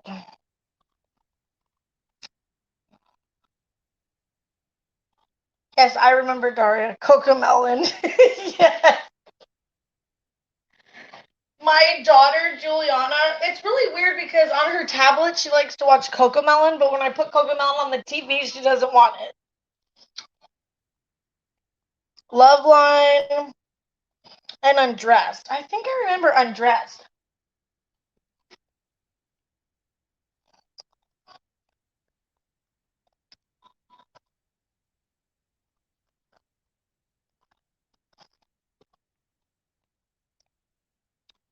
Hey, Smiley Mama.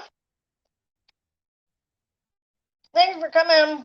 I love that show, Reagan. Do you guys want to know what my secret... Do you guys want to know what my actual, one of my secret favorite shows ever is? You guys are probably going to think I'm stupid. What it is.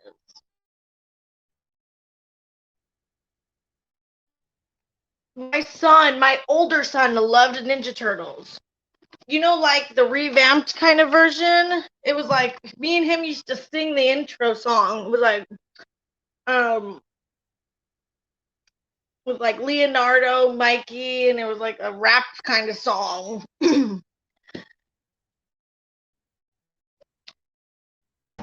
Billy Jules.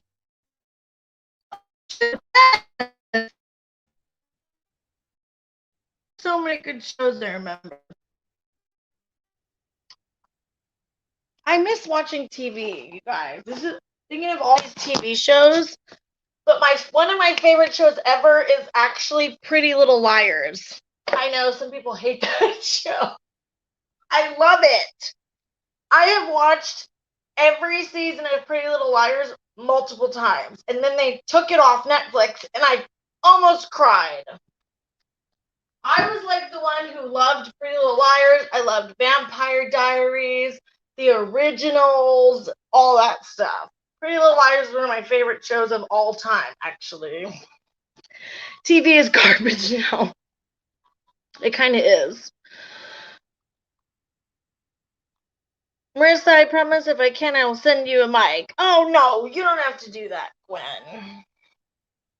Yes, The City! I remember that show. See, I loved all those shows, too. And okay, actually, Gossip Girl and Pretty Little Liars are kind of in first place for me. at the same time. I can't decide if I liked Gossip Girl better or Pretty Little Liars, but those are like two of my number one shows. Gossip Girl, yes, I love me some Gossip Girl. My favorite character was Blair. I loved Blair and Chuck. Like, Blair loved, like, problematic asshole Chuck. It was just, like, the best show ever. I just love it.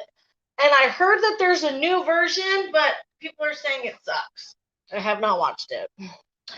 Marissa, despite the drama with the wedding party, it was a nice weekend away. Highly recommend leaving hubby with the kids and getting a break. Ryan was so stressed, and I was like, oh, really?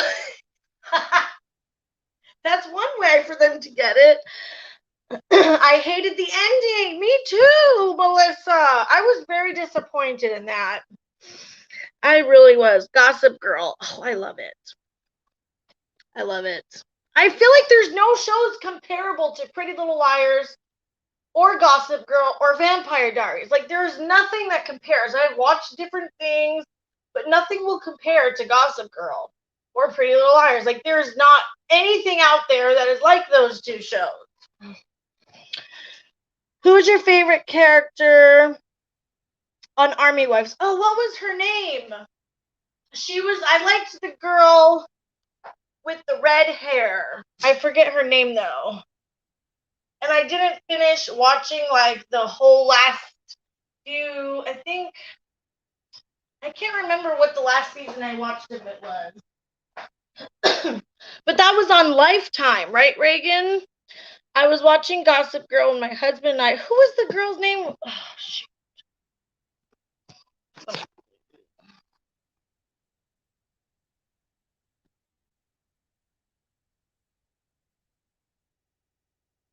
What was her freaking name? Why can I not remember it?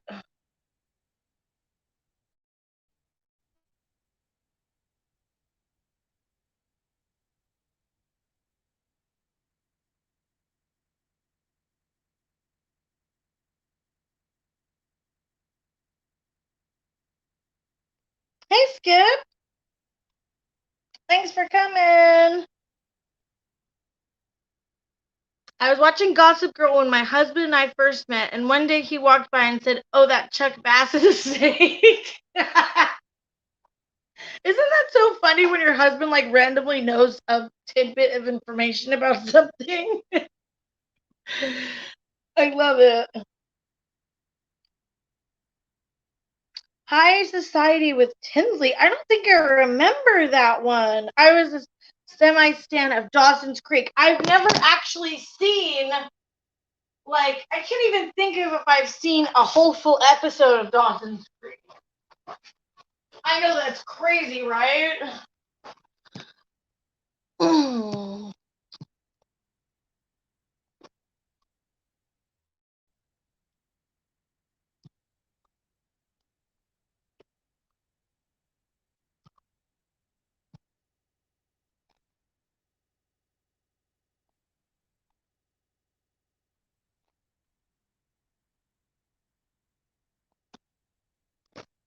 I also really, yes, and I also liked the blonde girl, Roxy. She's kind of like I guess you could say kind of like problematic one. I really liked her too. Dawson's Creek was one of my guilty pleasure shows. I have watched all seasons. That's how I feel about Pretty Little Liars. I've watched every season multiple times.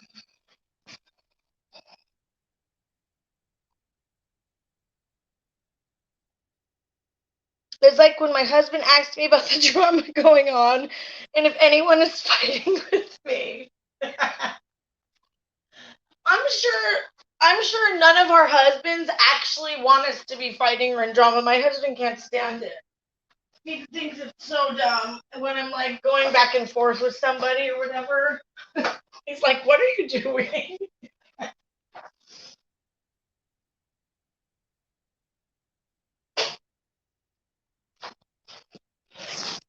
And he does YouTube videos too, but for some reason, he thinks it's funny when I'm fighting with somebody. I missed some comments. Bye, Gwen. Good night. Thanks for coming, Skip. Always nice when you come say hi. Charmed. Okay, I love Charmed. I've actually seen all of the Charmed too, but the new one is really good. I wouldn't say it's like the best compared to the original, but it is a good remake. I enjoy it.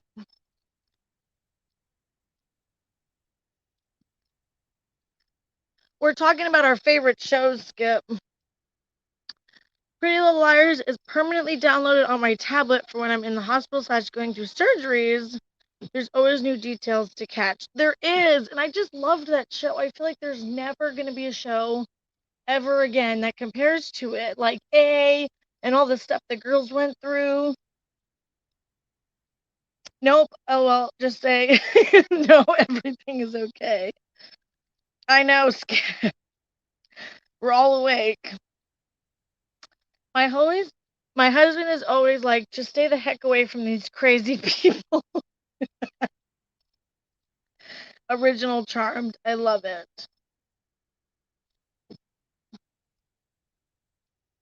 Yeah, I do love the original Charmed, but I do like the remake too. I like any if you're gonna give me like a romance or drama kind of show, I'm down for it. I'll watch it.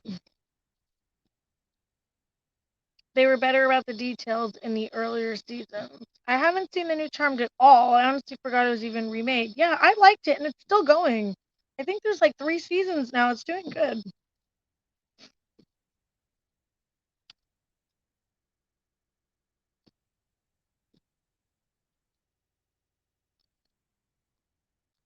Oh, that's interesting, magician.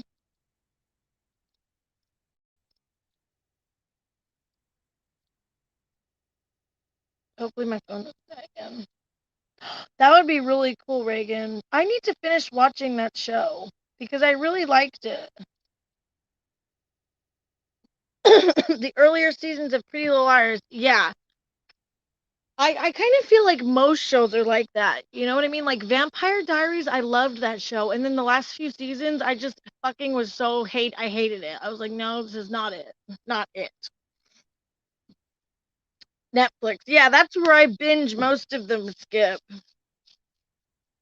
I watched Pretty Little Liars when it was on Netflix. That was the first time I watched it, I think. I didn't watch it as much when it was on ABC Family. I wasn't that into it, but then it went to Netflix and I watched the whole fucking thing and I was obsessed. I don't have cable right now. I just use Netflix and Hulu and then like YouTube, but I haven't watched any shows lately.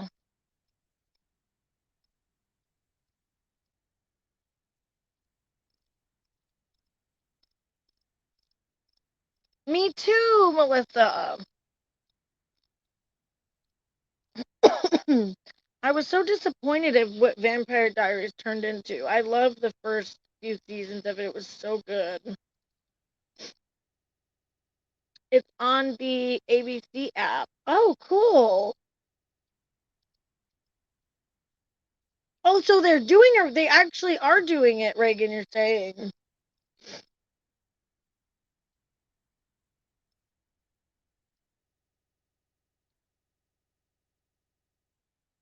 I'm only ever on Disney Plus. Hey, I have Disney Plus too. But my kids don't use it really. When I was a kid, I loved every Disney movie so much. Disney movies were my fucking jam. Disney Channel, all the Disney Channel shows, I loved all that stuff. My kids don't like any of it. I've tried to put on that stuff and they don't want nothing to do with it. They just like YouTube, Cocomelon, freaking Baby Bum, Dave and Ava. Originals was so good. I really liked that too. Yeah, well, I do like Netflix, but they take shows away. I'm like, what the fuck? Yeah, me too, Melissa. My daughter's in. That's so cool. See, my kids aren't into it. I'm rewatching the Sex and the City series for the 4th time. I wanted to be them when I was young, designer clothes and fancy apartment for writing a column once in a while. That was a good show too. I love that show. She knows every song. That is so cute.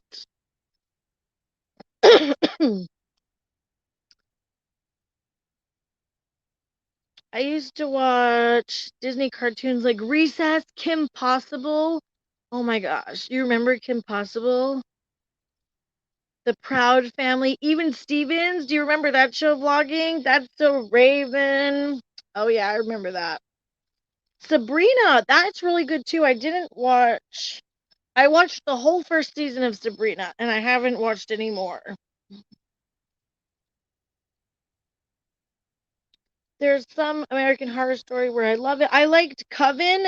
My favorite seasons of American Horror Story were Coven, and then the last season called the one where like the people from Coven came back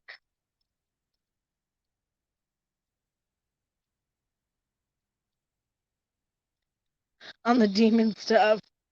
I loved even Stevens. I also loved Good Luck Charlie. That was a good one too. I was obsessed with that show. Coven was the best. It was so good.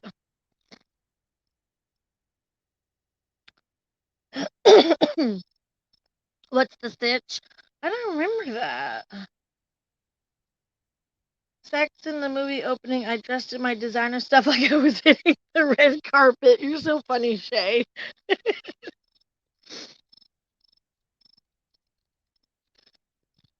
My sister loved Phineas and Ferb. Me and my sister are 5 years apart. So, like, she was still, as I got older, she was still watching so many shows on Disney. And, like, I was still so into them.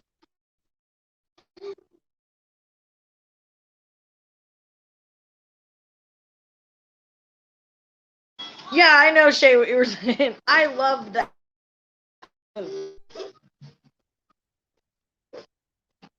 Oh, yeah! Oh, my gosh! How could I forget that, Magician? I love the song. It was like, shit, what was the theme song for Kim Possible? It was like, call me, beat me, you want to reach me, or something like that. I used to sing it all the time. I remember Dexter's Laboratory. It was, Reagan, wasn't it? The old Disney Channel. Like, the new shows on Disney Channel are just, like, ridiculous. Just brought me back.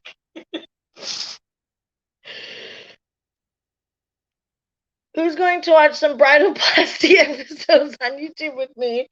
You know, so we can discuss how fucked up, terrible, and hilarious seeing brides win boobs and noses.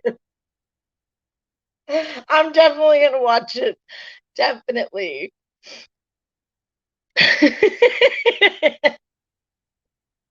We all need to look up bridalplasty. Pinky in the Brain. Oh my gosh. There was Ren and Stimpy. That was such a gross show. Like, it was so weird. Cat Dog. Do you guys remember Cat Dog? And Hey Arnold. Wow. Power Ranger. My 12-year-old son was fucking obsessed with Power Rangers. Every time a new series of Power Rangers came out, we had to go to Toys R Us. Throwback to Toys R Us. I can't believe it's gone. We would want to go to Toys R Us and see what the new Power Rangers toys came out with the new show, because they always change the characters every time like a new generation of Power Rangers came out, and he always wanted to go to the Toys R Us and be like, oh, let's see whatever that freaking transform thing that they did for the Power Rangers. He was so obsessed. It was so cute. Oh, it makes me so sad because he's 12 now and he doesn't like Power Rangers anymore or Ninja Turtles. It makes me so sad. I liked Rugrats. Don't be hating on Rugrats vlogging. Rescue Rangers. Yes.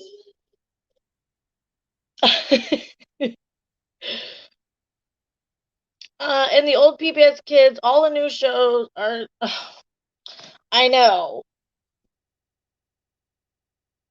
No, I don't remember that. Animaniacs. Clifford. I remember Clifford. My sister loved Little Bear and Franklin. She was so obsessed with those two shows. DuckTales, woo! I remember that. Wait, what? Toys R Us is coming back? Wow. I was so mad when Toys R Us shut down because my 12-year-old spent his whole life, like, it was a thing going to Toys R Us and picking out a toy. You know what I mean? Once in a while, it was like a whole thing. You know what I mean? And then they took it away. And I was like, you gotta be kidding me. Now none of my other kids are gonna get to experience going to Toys R Us. I remember my mom would like take him to Toys R Us and like get him to pick out something, because especially when he was little, I had like no money whatsoever.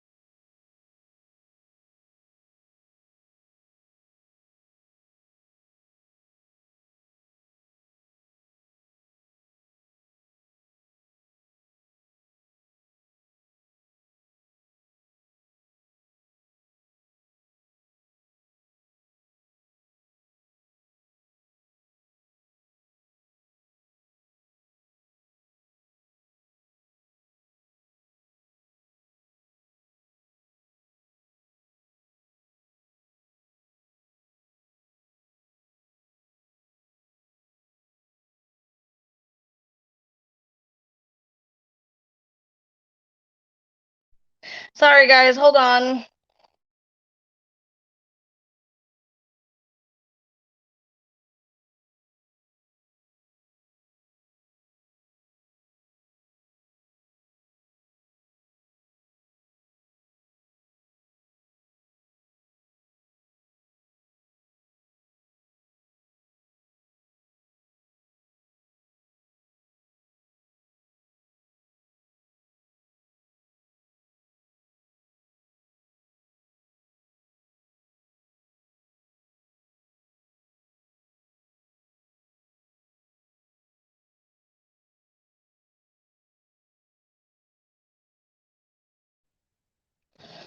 Okay, I'm back. Sorry. No, this time it didn't die. One of my kids was waking up and I literally could not find a fucking bottle anywhere. You guys, I have probably 50 bottles, okay, of all different kinds. And tell me why I could not find one. Like, where are they? I think they're all under the couch. I'm not sure, but like, I have all these different parts and I couldn't find one complete bottle to put milk in. Like, I'm over here, like, after when I put on mute, I'm like, I'm bending down, trying to look under the couch, pulling out couch cushions, trying to find a damn bottle. Okay.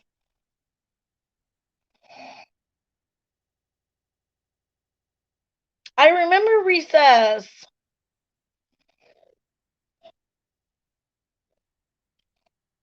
Yeah, I had to be. I backed up.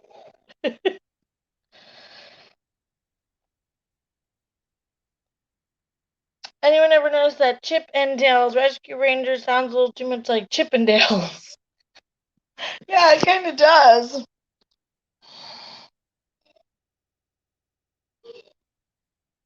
I loved Recess. I miss all that. I miss being a kid sometimes, all those good shows. I don't remember dinosaurs.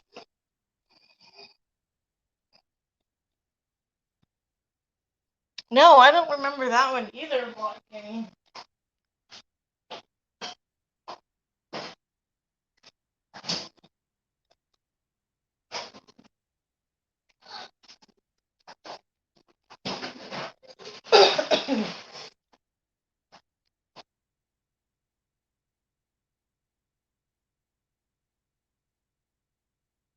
You guys must all be night owls like me.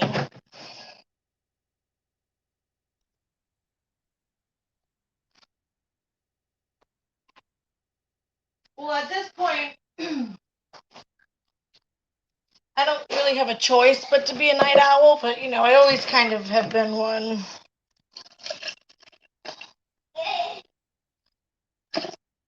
Oh, my 3-year-old. My 3-year-old decided that it's a great time to get up and start jumping. Isn't that lovely, guys? Somebody's gonna be like, I hear your kid in the background. Horrible mother.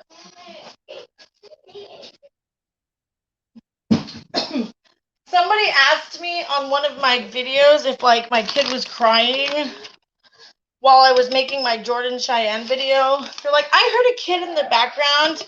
I wanted to ask you if your kid was crying while you were filming. I'm like, no, he was laughing and jumping on the couch right behind my camera. Definitely not crying. If he was crying, I wouldn't be sitting there filming. I'm not Jordan Cheyenne, okay? That's what we're going to call it now, like when people will be like, I'm not pulling a Jordan Cheyenne. Fairly Odd Parents. Oh my gosh, I remember that show. I loved that one. It's so nostalgic. I'm a night owl, but I'm going to pay for this in a few hours. Me too, and I guarantee you guys, once I get off here and I lay down to go to sleep, the newborn Giovanna is going to wake up. It happens every Sunday. People are so rude. I know. I'm more functional at night. Oh, me too, Lissa. I'll clean my entire kitchen. I love waking up to a clean house because if I clean when everybody's sleeping, then nobody's awake to mess it up. And you wake up to a nice fresh kitchen, a nice fresh house. Eating waffles Exactly, Nessa. Eating waffles like a slob and horrible mom. The second your head hits the pillow, I promise. I know. It was so funny because last night I finally got all the kids to sleep. My toddler, everybody wanted to be up. Everybody wanted to be awake. And I finally thought everybody was sleeping and I went to go lay in bed. I swear, literally, my husband even chuckled because I must have woke him up when I came back to bed. The second my head hit the freaking pillow, Juliana starts crying. I wasn't even laying down for a minute. I was like, you've got to be kidding me. It was like, I can't win. It's okay though. Not to mention, even if one of the kids were crying, their other parent could be taking care of them. So freaking true. Night owl here, that's what I'm doing. I was just in my garage organizing some shit. Yeah, see? Go bots. I don't remember that. You can appreciate the clean house for at least 10 minutes before they get up. The Secret World of Alex Mack. That sounds really familiar. The baby's doing good. Hi, sweetie.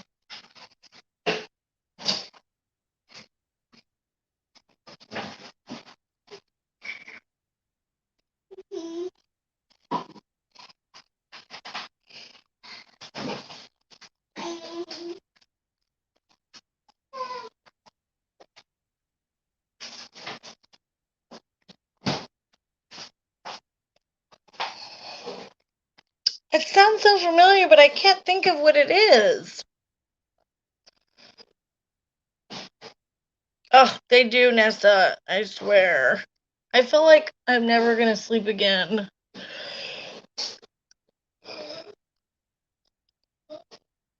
Saved by the Bell.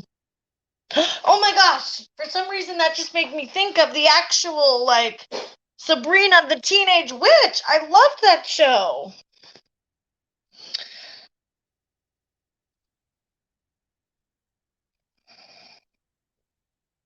I would watch that and Kim Possible during quarantine.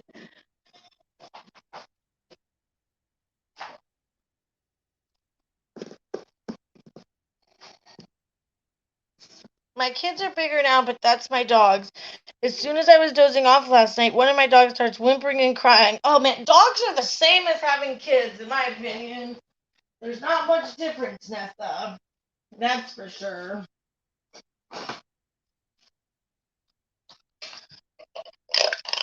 My dog kept me at bus night storing.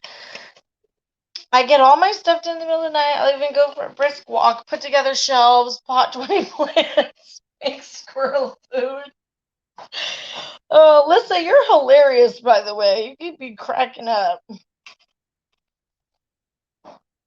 Dragon Tales, I remember. Snoop D-O double G. Put it on that chronic with the good doctor. Hello there, Snoop D-O double G. Carmen Sandiego! Oh my gosh! Where in the world is Carmen Sandiego? I remember that. I loved that. Also, Ben Nye the Science Guy. Do you guys remember that? Where is Carmen Sandiego? I remember that show. That was a cool show. Or when dogs start licking themselves. Oh my gosh, Jennifer, I hate that. And I'm always like, shush, shush. And my dogs lick themselves so freaking loud, and it's like makes this weird noise that I cannot stand or go to sleep. I have to turn like a super loud fan on or something because I cannot go to sleep with that noise. Bernstein Bears, yeah. Jimmy Neutron, I remember that. Can y'all believe there are actual R. Kelly right fighters? What? I stumbled into one of their lives and I couldn't believe the stuff they were saying. That's crazy. Scooby-Doo. Snoop Ice-T did the ultimate flex on Twitter. I had just finished watching Arthur when I changed the channel and saw coverage of the first plane hitting. Oh, wow. I don't remember. During the day, I'm walking around like a zombie. I'm like that too, Nessa. In the morning, like, I'm just not with it and stuff. So, especially the afternoon, I get tired, and then I get my second wind at night.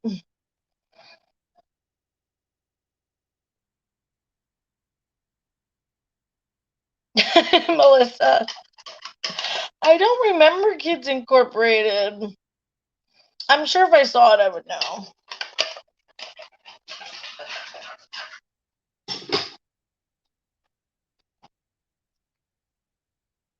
Wow, I feel like I've been live forever, you guys. Almost 4 hours? Holy shit. Wow.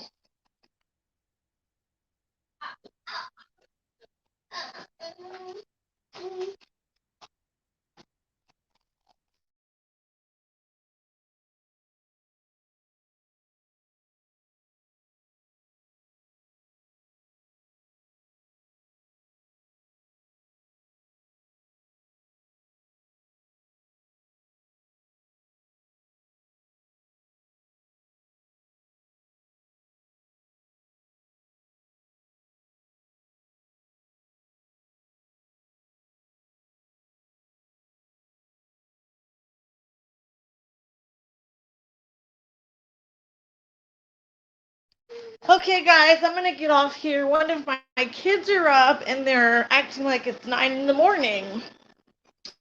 fun for me. So I'm going to try to lay down and act like it's sleeping time. And hopefully that works. So much for hanging out with me for a while. I had such a good time. I love these Sunday live streams. It's so fun. I like talking about the drama, but then like at the end we always start talking about random stuff and it's just so much fun. So I will see you guys. I'm hoping to get 2 videos out this week that I'm working on. But I don't really want to say what they're about yet because just like wait and see. But they're both things that people have never talked about on my channel before. So we'll see what happens.